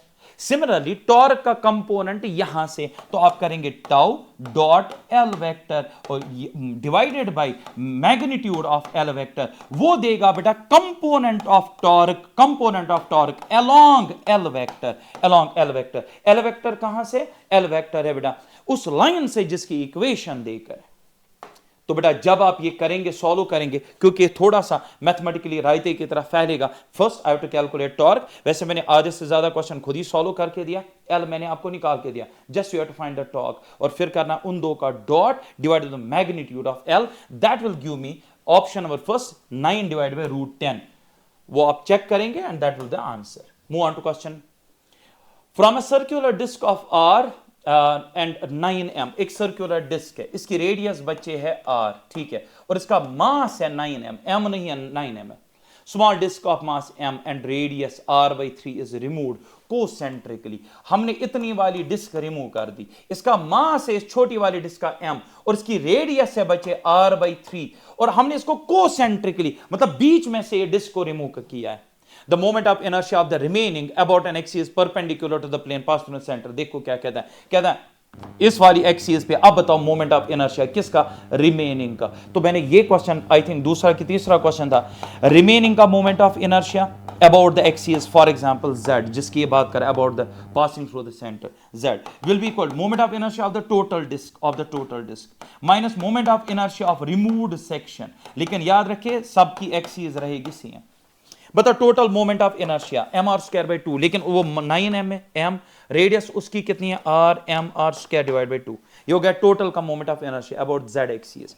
माइनस करेंगे रिमूव्ड का, मास उसका m, रेडियस उसकी r बाई 3, तो r स्क्वायर बाई 9 बन जाएगा, m are square m are square by 2, M R square by 2, 2 अलग से जाएगा। यहां पे कॉमन क्या निकलेगा, यहां से m are square by 2 common निकलेगा, m are square by 2 common निकलेगा। अंदर क्या बचेगा बेटा 9, और यहां पे बचेगा 1/9। ठीक है, ये हमारा इस तरीके से जाएगा। अब यहां पे क्या कर सकते हैं बेटा, 9 9 81 minus 1, so it is equal to 80/9 oh 80 divided by 18 आप कह सकते हो, 80 डिवाइडेड बाई 18। अगर मैं कैंसलेशन 2 से करूं, 2 9s and 2 40s, so it is 40/9 M are square. 100% आपका आंसर मिल गया। Option number 2। Next, a uniform rod kept vertically on the ground, kept vertically, एक यूनिफॉर्म रॉड इसको हमने वर्टिकली रख दिया ग्राउंड के ऊपर। अच्छा, it's foot does not slip, so that means actually इस पॉइंट के अबाउट असल में ये रोटेट कर रहा है, और ये फुट दाएं बाएं नहीं कर रहा, जस्ट ये रॉड ऐसे रोटेट कर सकती है। अच्छा, it's foot does not slip on the ground, then choose the incorrect statement. आपको बताना इनमें से कौन सा गलत है। No part of the rod can have acceleration greater than g in any position. यही बेटा इसका आंसर है, ये गलत है। क्यों है गलत? I will come with the proof of this। फिलहाल मैं बाकी ऑप्शंस को पहले देख लूं। At any position of the rod, different points have different accelerations. At any position of the rod, different points have different accelerations. 100% सही है। अब लोग सर आप सर ये बताइए, मान लो रॉड ऐसे रोटेट होगी, क्या इस पॉइंट, इस पर्टिकुलर पॉइंट की विद टाइम डिफरेंट जगहों पोजीशंस पे, पॉइंट तो एक ही है, लेकिन जब ये डिफरेंट पोजीशंस अपनी बना देगा, क्या इस पॉइंट की एक्सेलरेशन सब जगह सेम रहेगी? बेटा नहीं, इसकी चेंज होगी डिफरेंट पोजीशंस पे। सर क्यों? क्योंकि असल में इस पे लगने वाली जो टॉर्क होगी वो डिफरेंट पोजीशंस पे डिफरेंट हो जाएगी। पॉइंट सेम है, टॉर्क चेंज होगा, एक्सेलरेशन वुड बी डिफरेंट। तो इसने भी वही कहा, एट एनी पोजीशन, मान लो पोजीशन एक ही है but different points on it have different accelerations. ठीक है, तो बेटा वैसे इसने कहा कि different points of the rod जो है बेटा उनकी डिफरेंट एक्सेलरेशन होगी, ये तो बिल्कुल सही है। मैं तो ये तो कहता हूं कि अगर आप पॉइंट एक ही लोगे और डिफरेंट पोजीशंस पे भी उसकी बेटा एक्सेलरेशन डिफरेंट होगी। Any particular point on the rod has different, आ गया ना ये वाला पॉइंट जो मैंने पहले एक्सप्लेन करके रखा। Any particular point on the rod has different accelerations for different positions of the rod. देखो बेटा, एक तो रॉड के डिफरेंट पॉइंट्स की एक्सेलरेशन अलग अलग होगी। Are you getting it? क्योंकि बेटा उनका जो है आर, मतलब जो डिस्टेंस है from the axis of rotation, वो अलग अलग है। टॉर्क जो लग रहा है वो तो mg लग रहा है, और mg भी जो टॉर्क mg की वजह से वो डिफरेंट पोजीशंस पे बदलेगा, क्योंकि यहां पे एंगल चेंज हो रहा है बेटा। Are you getting it? Perpendicular distance अलग अलग है। दैट मींस ये भी सही है और ये भी सही है। अब बचा लास्ट वाला point, the maximum acceleration at any point of the rod at any position is equal to 1.5 g। मैं कहता हूं ये सही है। अब बोलोगे क्यों? इसने कौन सी एक्सेलरेशन का नाम दिया? मैक्सिमम। बताओ बेटा मैक्सिमम एक्सेलरेशन कब आएगी? सर जब मैक्सिमम टॉर्क होगी। मैक्सिमम टॉर्क किस पोजीशन पे होगी? अगर इस पोजीशन पे देखो, mg नीचे है बेटा, mg नीचे, और ये है बेटा एक्सिस ऑफ रोटेशन, ये इसके थ्रू जा रहा है, टॉर्क इस पोजीशन में 0 है, यहां पे टॉर्क है ही नहीं इस वाली पोजीशन में। जब ये नीचे आएगा बेटा तब टॉर्क बनेगी। टॉर्क कब मैक्सिमम होगी? सर जब ये रॉड ऑलमोस्ट हॉरिजॉन्टल बनेगी तब जो टॉर्क होगी, देखो mg यहां पे होगी और बेटा ये वाली डिस्टेंस l/2 होगी। टॉर्क इस टाइम जो मैक्सिमम होगी वो होगी mg l/2। ये तो बेटा टॉर्क होगी। अब एंगुलर एक्सेलरेशन कितनी होगी? Alpha is equal to torque divided by moment of inertia about the rotational axis. Torque कितनी होगी बेटा इस टाइम? mg l/2, और moment of inertia ml²/3, ml²/3। m और m कैंसल, एक l कैंसल, 3/2 g/l। ये आ गई बेटा इसकी एंगुलर एक्सेलरेशन। 3/2 कितना होता है? सर 1.5। ये हो गया 1.5 g/l इसकी एंगुलर एक्सेलरेशन, लेकिन मैक्सिमम। अब ये अल्फा अगर है, मुझे अगर ए निकालना है, एक्सेलरेशन मैक्सिमम, तो बेटा टेंजेंशियल एक्सेलरेशन कहां पे मैक्सिमम होगी सर? एंड पे। A is equal to r alpha. तो इसका आर कितना है सर? इस वाले पॉइंट का मैं मैक्सिमम एक्सेलरेशन निकाल रहा हूं, अल्फा मैक्सिमम मिला क्योंकि मैंने इसको हॉरिजॉन्टल रखा।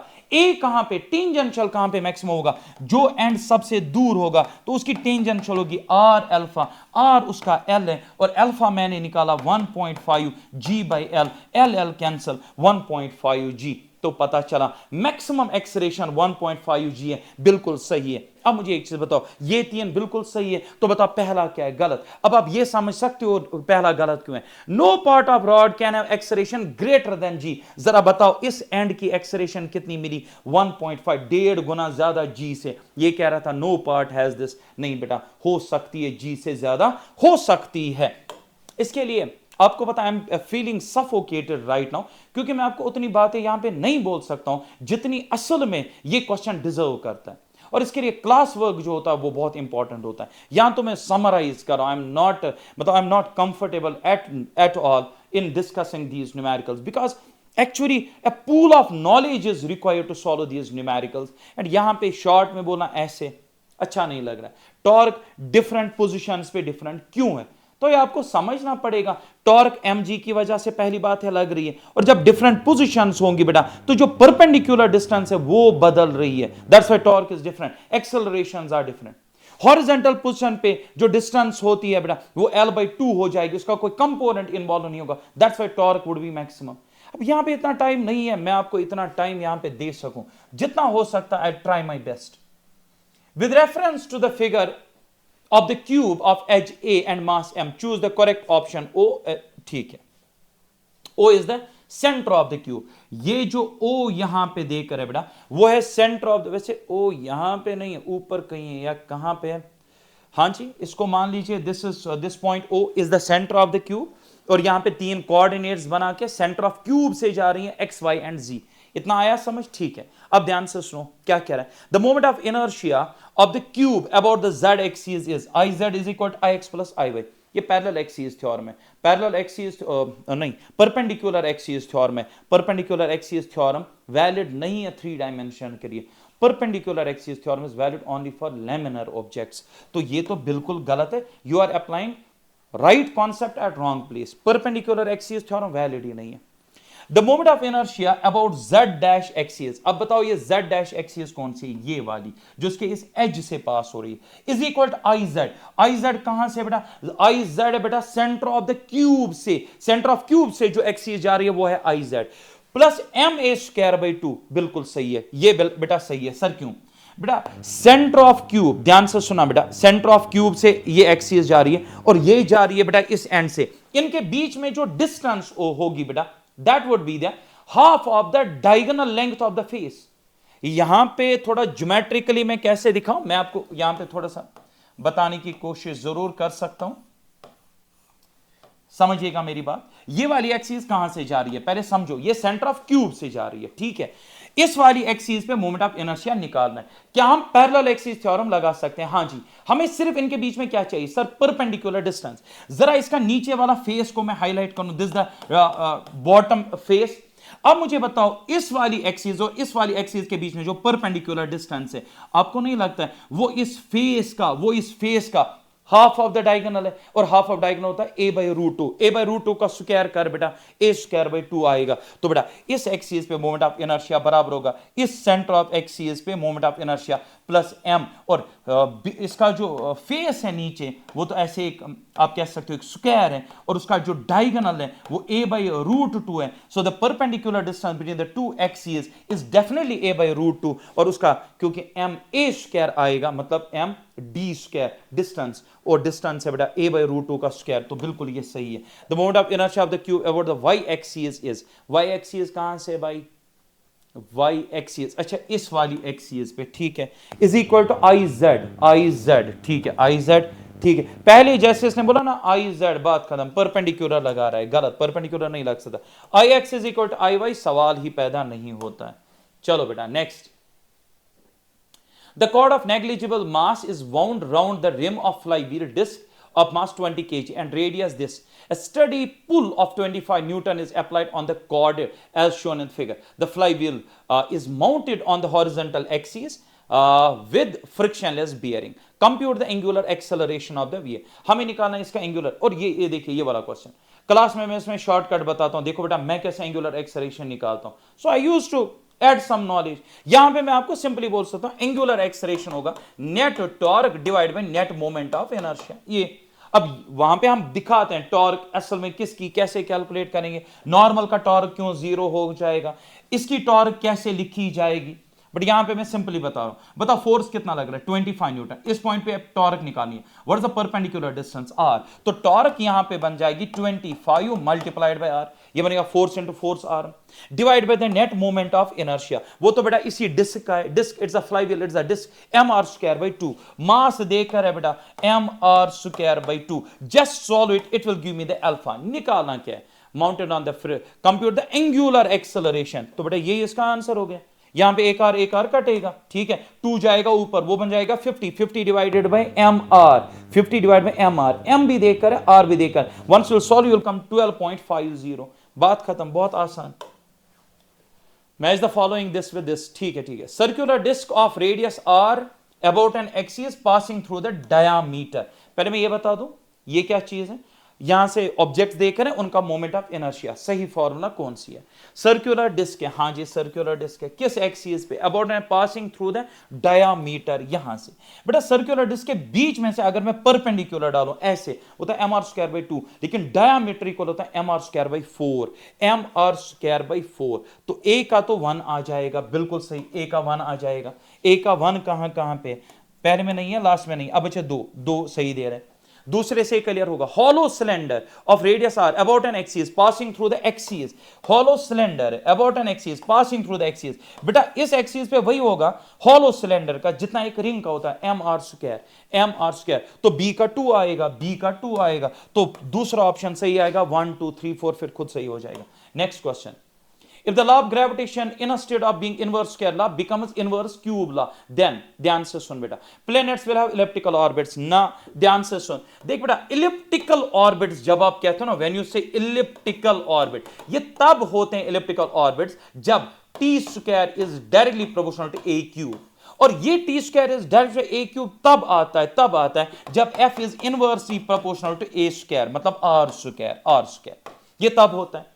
अब मुझे बता अगर आप यहीं पे r क्यूब करोगे तो जाहिर सी बात है ये t² is directly proportional to a cube आ ही नहीं सकता है. तो इलिप्टिकल कहां से होंगे. तो बिल्कुल ये कह रहा है आपको बताना है कौन सा सही है क्या होगा. तो कहता है planets will have elliptical orbits. ना बेटा इलिप्टिकल ऑर्बिट मुमकिन नहीं है. Kepler's laws of area does not hold good. बेटा केप्लर्स लॉ ऑफ एरियाज जो है वो होल्ड गुड करेंगे. क्यों. लॉ ऑफ एरियाज क्या कहता है da/dt इज कांस्टेंट का वैल्यू l/2m. ना l पे चेंज आएगा ना 2m, सबके सब कांस्टेंट है भाई. सो दैट मींस ये कह रहा है Kepler does not hold good. ना बेटा वो होल्ड गुड करेंगे, तो ये भी गलत है. Projectile motion of stone thrown by hand on the surface of earth will be approximately parabolic.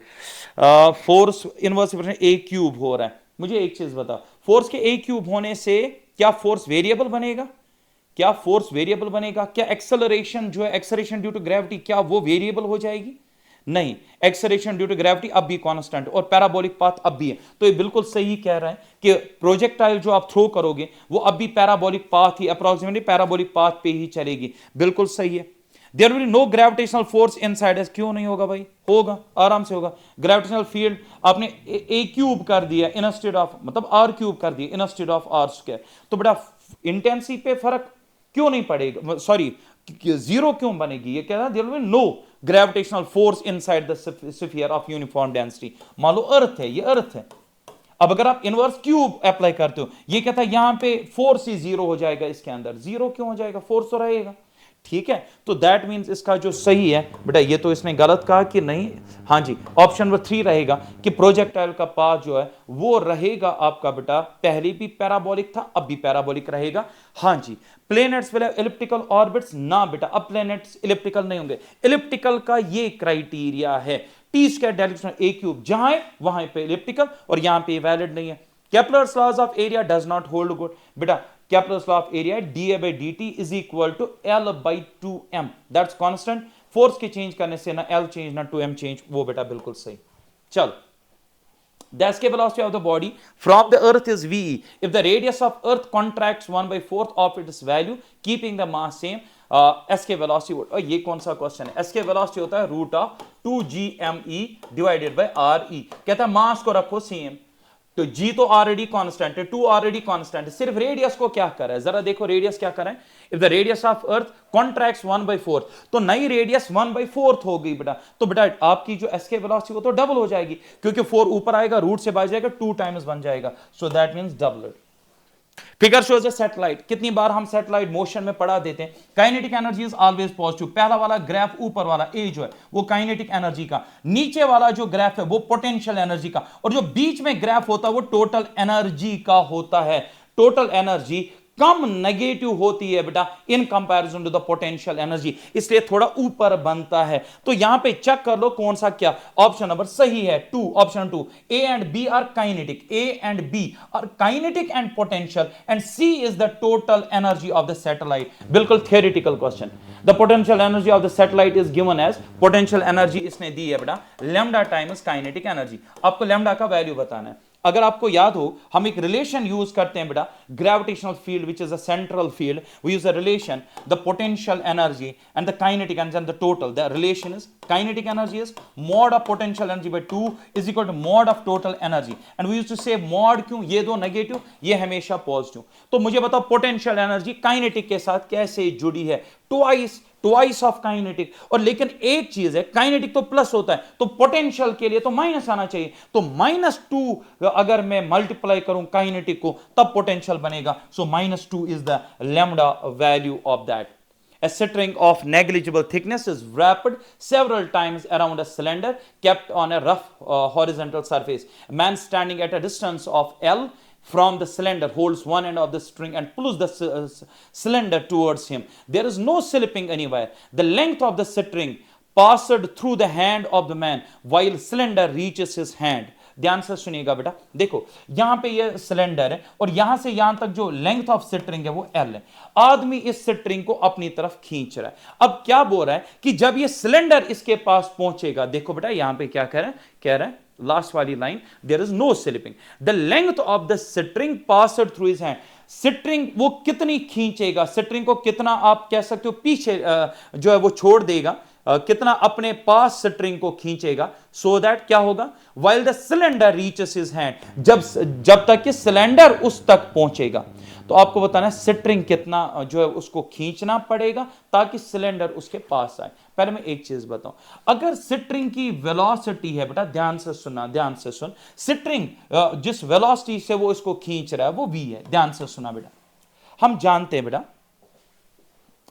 Centre of मास की वेलोसिटी, मैं एक चीज बताऊं, सिंपल एक कॉन्सेप्ट से हम सॉल्व करेंगे। अगर स्फीयर के सेंटर की वेलोसिटी v है, सिंपल क्वेश्चन बोल रहा हूं, सेंटर की वेलोसिटी v है, क्योंकि ये स्फीयर रोल कर रहा है तो उसके पास ट्रांसलेशनल भी है और रोटेशनल भी है।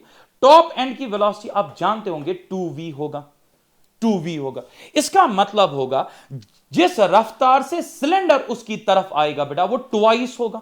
तो बताइए बेटा यहां पे कह रहा है the length of the string passed through his hand, तो स्ट्रिंग की लेंथ कितनी उसके हाथ में आएगी जब सिलेंडर उस तक पहुंचेगा। सिलेंडर अगर v से पहुंचेगा तो ये ऊपर वाला एंड या रस्सी उससे किस स्पीड से पहुंच रही है सर, 2v से।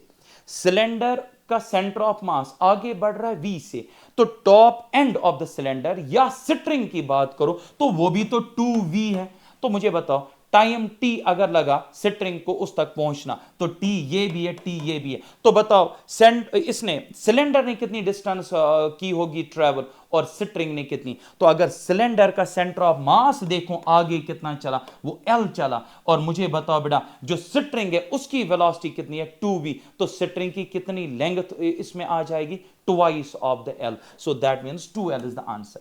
मैं थोड़ा फिर से बताऊं, ध्यान से सुनिए बेटा, स्ट्रिंग को खींच रहे हैं उसकी वजह से जो ये स्फीयर है वो आगे बढ़ रहा है। यहां पे एक ध्यान से सुनिए एक बात, जो स्फीयर का सेंटर है बेटा उसको L डिस्टेंस ट्रेवल करनी है आप तक पहुंचने में, L डिस्टेंस ट्रेवल करिए।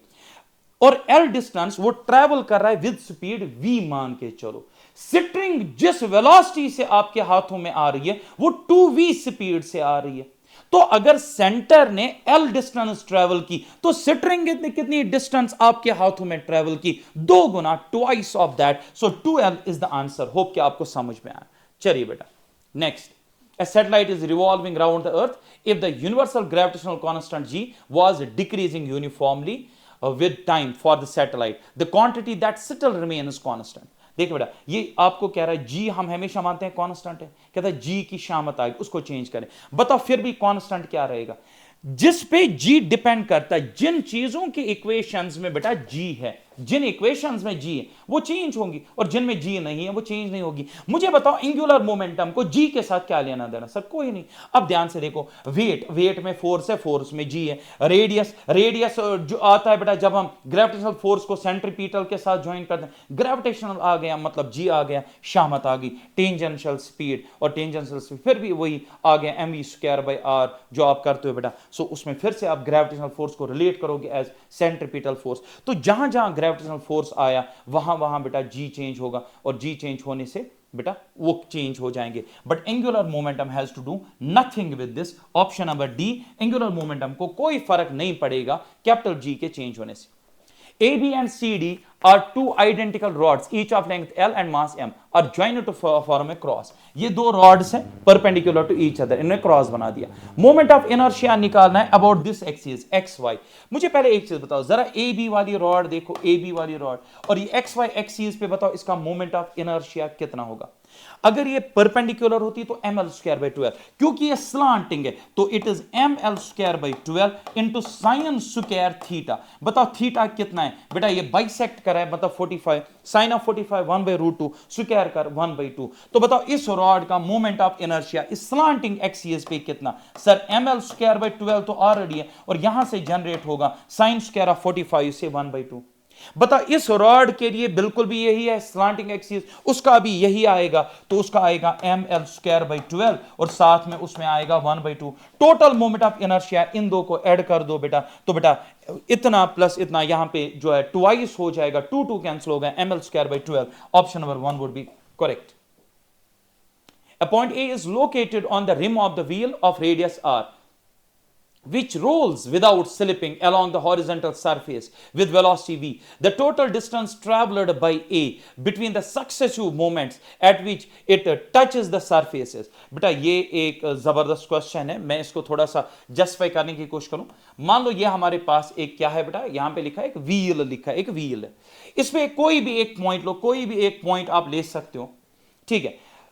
जब ये बॉडी एक सरफेस पे हॉरिजॉन्टल सरफेस पे घूमेगी और एक चक्कर कंप्लीट करेगी, जरा बताओ इस कोई भी एक पार्टिकल का पाथ कैसा रहेगा, क्योंकि अगर ये एक ही जगह रहकर घूमता तो ये वाला पार्टिकल एक सर्कल बनाता, लेकिन क्योंकि आगे भी जा रहे हैं मतलब ये वाला पार्टिकल कुछ ऐसा पाथ बनाएगा। इस पाथ को बाय द वे हम साइक्लॉइड कहते हैं बेटा।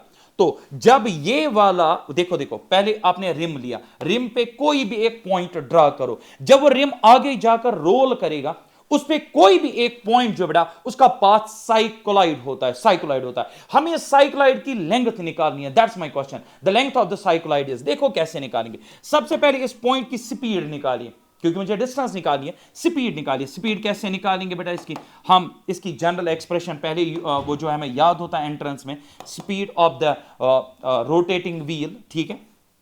मान के चलिए it's an angle of theta, तो इसकी होती है 2v sin θ/2, याद रखिए बेटा, ठीक है। तो मैंने यहां पे एक वर्टिकल एक्सिस बनाई, उस वर्टिकल एक्सिस के साथ it is at an angular position of theta, the speed of this point would be 2v sin θ/2। You must remember that the speed of any particle on a rolling wheel is given by 2v sin θ/2। Now if this is the speed, how much would be the distance travelled. तो मुझे बताइए बेटा कैसे हम distance निकाले एक cycle में, सुनिएगा मेरी बात। Speed is equal to distance by time, हाँ सर हम जानते हैं। सो डिस्टेंस किसके बराबर हुआ, speed into time, speed into time. अगर मैं कहूं छोटी सी डिस्टेंस कितनी ये कवर करेगा, सो ds, तो मैं कहूंगा v dt, v dt. So ds is equal to v dt is, you can say na, small distance traveled by the particle. Total distance निकालने के लिए I will just integrate this and that would be the answer. तो मैं कहूंगा यहां पे distance जो ये टोटल ट्रैवल करेगा, यानी इस पाथ की जो लेंथ होगी साइक्लोइड पाथ की, वो बराबर होगी इंटीग्रल ऑफ v के बदले में डालूंगा 2v sin थीटा बाई 2, और साथ में क्या बेटा, ये हमारे पास हो गया v और साथ में dt. अब मुझे एक चीज बताइए बेटा, यहां पे मैं क्या कर सकता हूं, ध्यान से सुनिएगा. Omega is equal to theta by T जानते हैं हम, तो बताओ थीटा किसके बराबर सर, ओमेगा टी. तो अगर मैं यहां पे कर दूं डी थीटा तो यह आ जाएगा omega D T, omega D T. तो मुझे बताओ इस dt के बदले क्या लिखा जा सकता है, dt के बदले लिखा जा डी थीटा बाई ओमेगा, तो dt के बदले डी थीटा बाई ओमेगा, तो ये आ जाएगा 2v sin थीटा बाई 2, और dt के बदले बेटा आप लिखेंगे डी थीटा अपॉन ओमेगा, इसकी इंटीग्रेशन जो कांस्टेंट से बाहर निकालो 2v, और ये नहीं, ये 2 नहीं सॉरी, ये ओमेगा बाहर आ जाएगा, मैं जज्बाती हो गया था, 2v बाहर आ जाएगा, हाँ जी, और ओमेगा बाहर आ जाएगा, इंटीग्रेशन होगा sine theta D theta, sine theta D, but it is not theta, it is theta by 2, sine theta by 2 integration cos theta by 2. जैसे आप लिखेंगे बेटा माइनस कॉस थीटा बाई 2, अब यहां पे लिमिट्स कहां से कहां तक जाएंगे, थीटा के एक साइकिल कंप्लीट होने में जाएगा 0 to 2 pi, minus cos theta by 2 आएगा, और इंटरनल डिफरेंशिएशन उसकी डिवाइड में करनी पड़ेगी जो कि 1/2 आ जाएगा, वो 2 यहां पे ऊपर जाएगा, बनेगा 4v by omega, 4v by omega.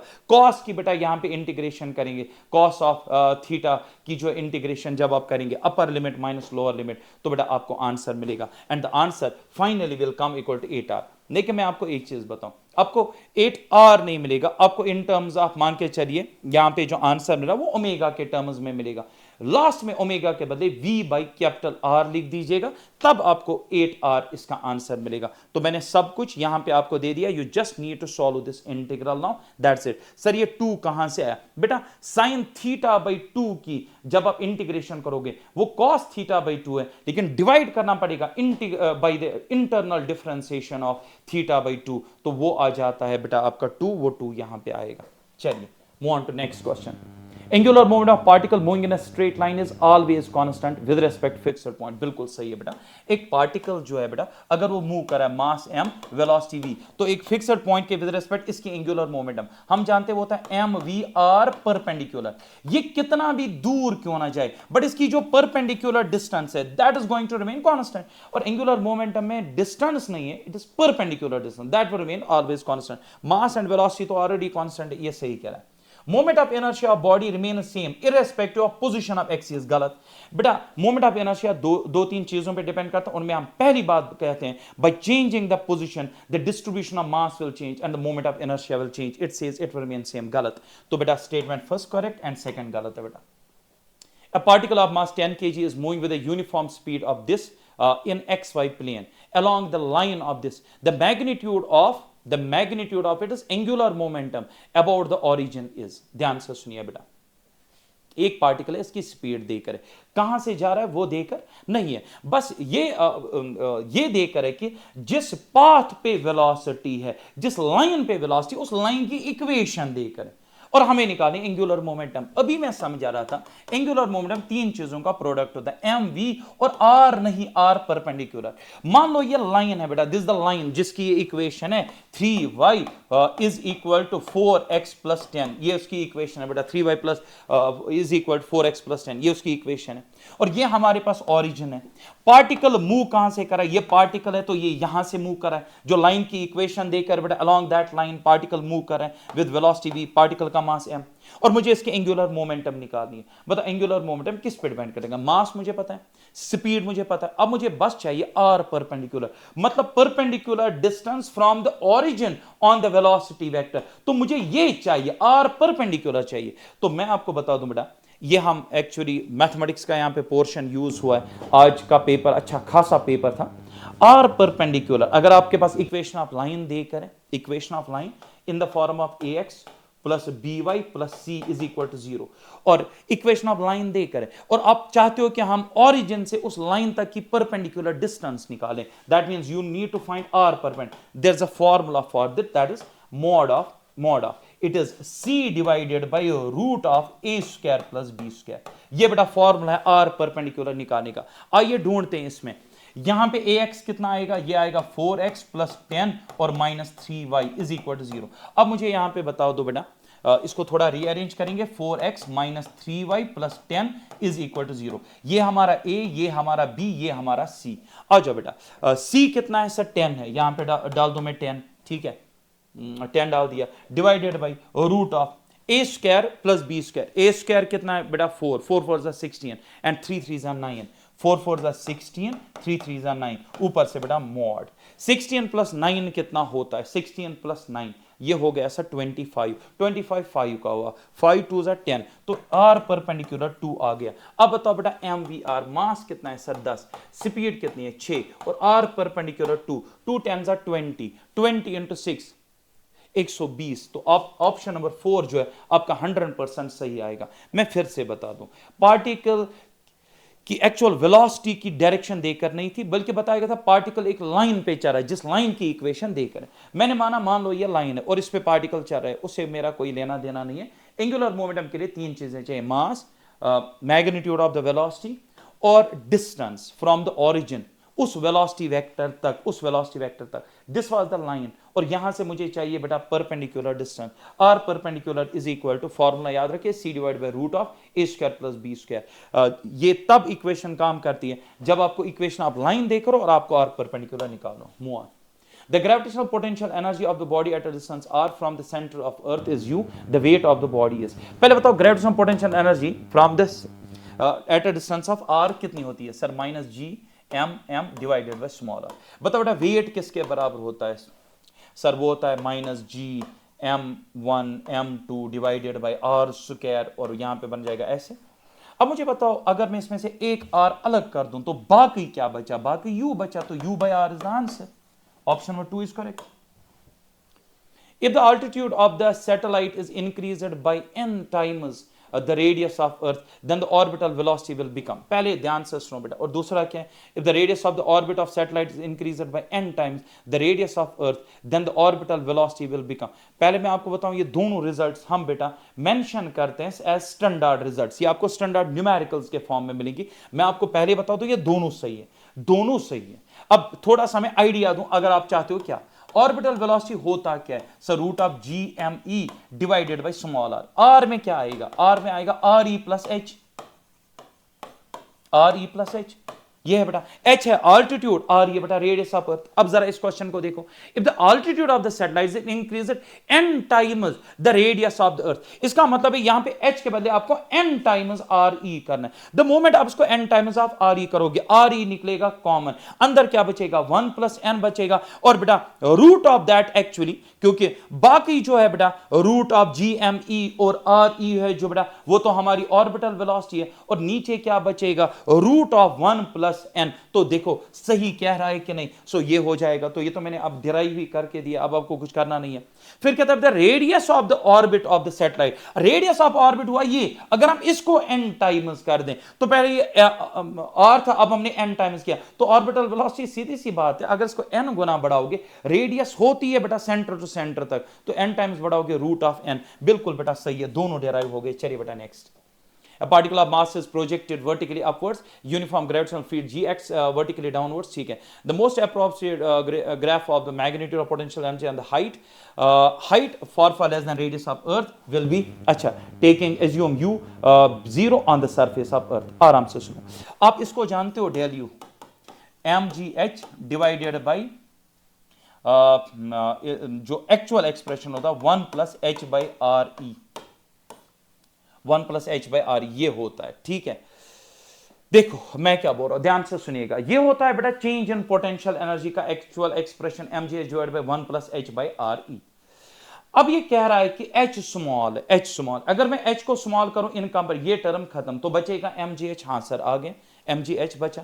अब ये क्या कह रहा है, ग्राफ कैसा होगा पोटेंशियल एनर्जी और एच के बीच में। जब एच हमने नेग्लिजिबल माना, ये टर्म खत्म हुई, तो डेल यू पहले आ गया mgh।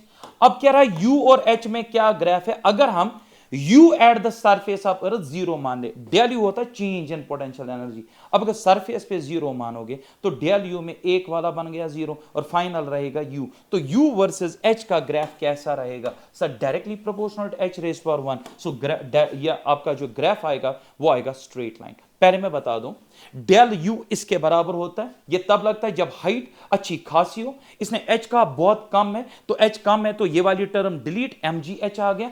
फिर भी हमारा डेल यू मिला, हमें तो u वर्सेस h का चाहिए, इसने चालाकी से लिखा assume u on the surface of earth to be zero. अब अगर सरफेस को रेफरेंस मानते हो, यहां पे जीरो लेते हो, तो डेल यू में से एक u खत्म हो गया, u बचा और u और h का graph straight line, which is option first. Next question, a block of mass m is lying at a distance r from the spherical shell of mass m and radius r, then only gravitational field inside the shell will be zero। देखो पहले मैं एक चीज बताऊं, shell के अंदर जो gravitational field intensity अपनी होती है वो जीरो होती है, लेकिन जब आप इसके साथ में यहां पे रखते हो क्यू, क्या उसकी वजह से इधर जीरो होगा ना? तो दैट मींस शेल के अंदर पोटेंशियल पहले ही जीरो नहीं है ना अपना। अब जब ये ब्लॉक साथ में आया, इसकी वजह से और पोटेंशियल मान लो वहां पे, और इसकी वजह से अब ई भी जीरो रहने वाला नहीं है। खुद अपना तो जीरो है शेल का, लेकिन इसके नजदीक आने से अंदर ई भी जीरो रहने वाला नहीं है। तो जरा देख लो कौन सा सही है। Only gravitational field inside will be zero, गलत बेटा, अब कहां जीरो रहेगा? Gravitational field and gravitational potential both are zero, गलत। Gravitational potential as well as gravitational inside the shell are not zero, so option number 3 are not zero। न gravitational potential न field intensity अब zero है। अगर ये अलग होता, सिर्फ शेल होता, तो ई अंदर जीरो था, इस क्यूब के आने से अब ई अंदर जीरो नहीं रहेगा और पोटेंशियल पहले जीरो नहीं था।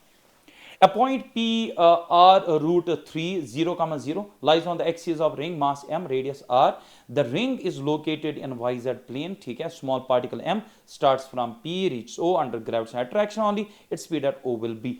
बेटा पहले तो मैक्सिमम बच्चे ये क्वेश्चन मैं दिखाता हूं और याद ही करते हैं, लेकिन आपको मैं बता दूं ऑप्शन नंबर फर्स्ट इसका आंसर आएगा, root of ji M by R is a standard question.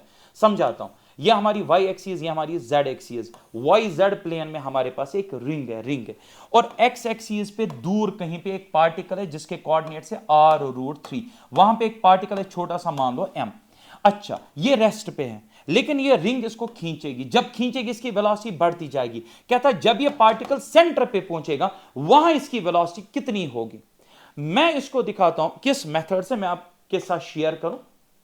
Work done by external force में वर्क एनर्जी थ्योरम की एक फॉर्मूला मैं यहां पे बच्चों को दिखाता हूं जब भी ये ग्रेविटेशन के क्वेश्चंस आते हैं।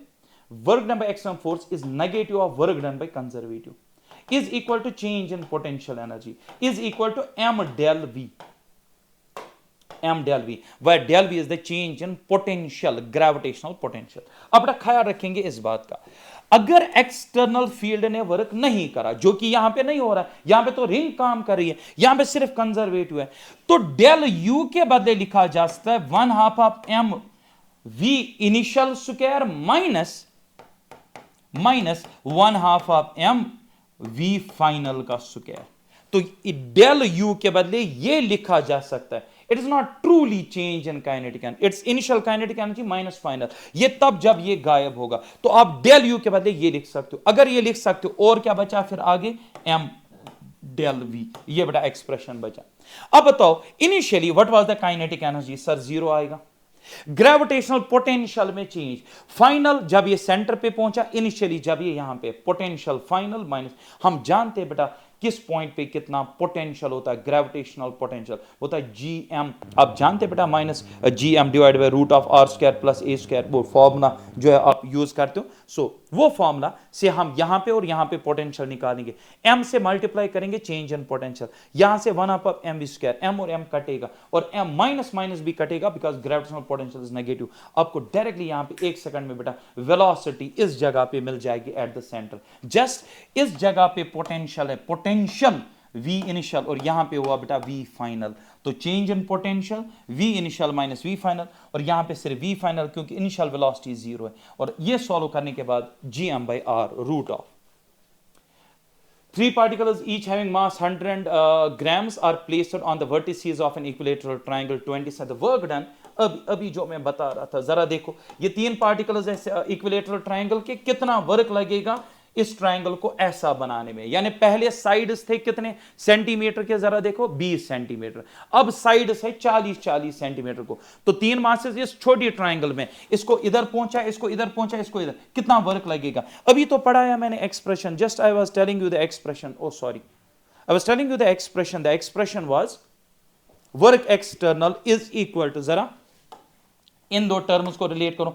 अब मैं काम कर रहा हूं, तो ये एक्सटर्नल टर्म आई, तो ये अब डेल यू के बराबर होगी potential energy final minus potential energy initial. And we know that तीन पार्टिकल्स का पोटेंशियल एनर्जी कैसे निकाला जाता है, माइनस जी एम एम, मतलब पियर्स बनाते, तीन पियर्स बनेंगे, minus ji M one M two divide by R one minus ji M two M three, आया समझ।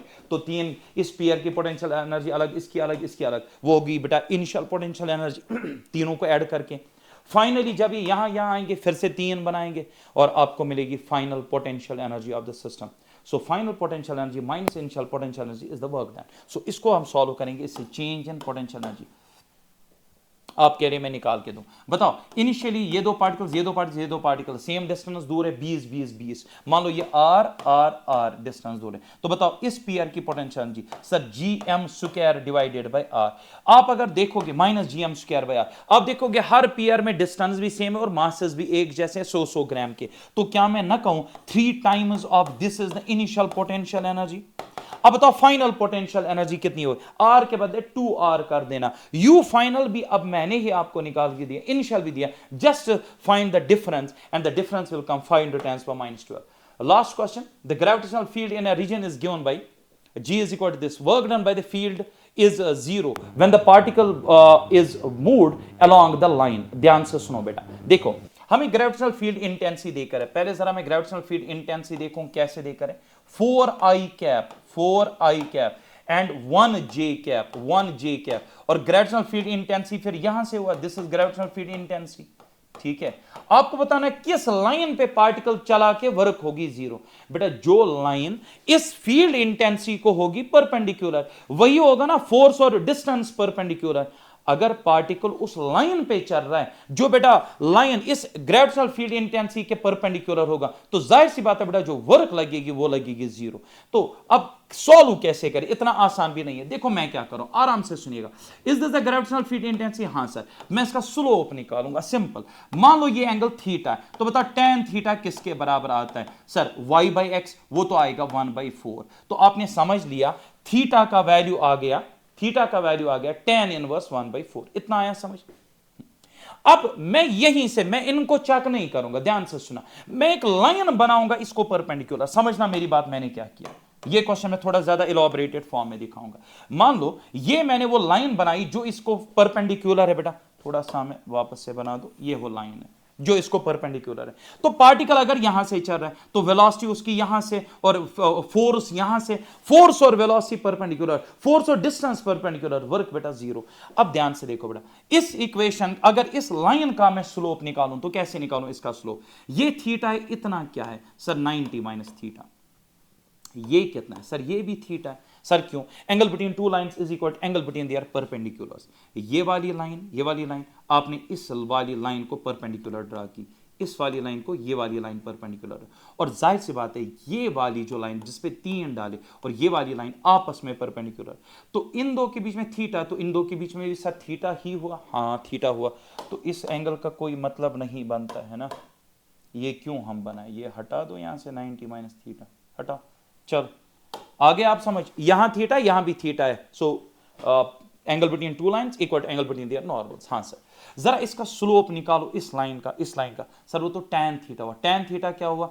इसका एंगल x एक्सिस के साथ कितना है वो इसका स्लोप है, तो tan ऑफ, इसका स्लोप आएगा tan ऑफ। जरा बताओ क्या आएगा स्लोप इसका? tan ऑफ एंगल कितना है यहां से यहां तक? सर यहां से तक 90, और ये थीटा, तो tan of 90 plus theta. 90 plus theta second quadrant, tan बनेगा cot, लेकिन वहां पे tan नेगेटिव है तो माइनस cot थीटा आएगा। माइनस इधर ही रखो, cot के बदले में लिख सकता हूं 1 1/tan थीटा। tan थीटा का वैल्यू 1/4 है, 4 ऊपर जाएगा तो आंसर इज -4। तो जिस लाइन का स्लोप -4 होगा बेटा, वो परपेंडिकुलर होगी इलेक्ट्रिक फील्ड को, सॉरी ग्रेविटेशनल फील्ड इंटेंसिटी को, और उसी पे वर्क जो आएगा जब पार्टिकल उस लाइन पे चलेगा उस पे वर्क हो जाएगी 0। अब मुझे बताओ इनमें से स्लोप जिसका -4 है, इसको ठीक करो, y इज इक्वल, इस वाली चीज को ठीक करो, y इज इक्वल, ये 4x इधर लाओ तो बनेगा -4x और +2 बनेगा, y इज इक्वल mx, इसका m कितना -4, इसी का स्लोप -4 है। चेक करो इनमें से किसी का भी -4 स्लोप नहीं है, इसका मतलब है बेटा हमारा ऑप्शन नंबर फर्स्ट करेक्ट है। So I think this finishes the interaction. So hope कि आपको इससे फायदा होगा। Thanks so much.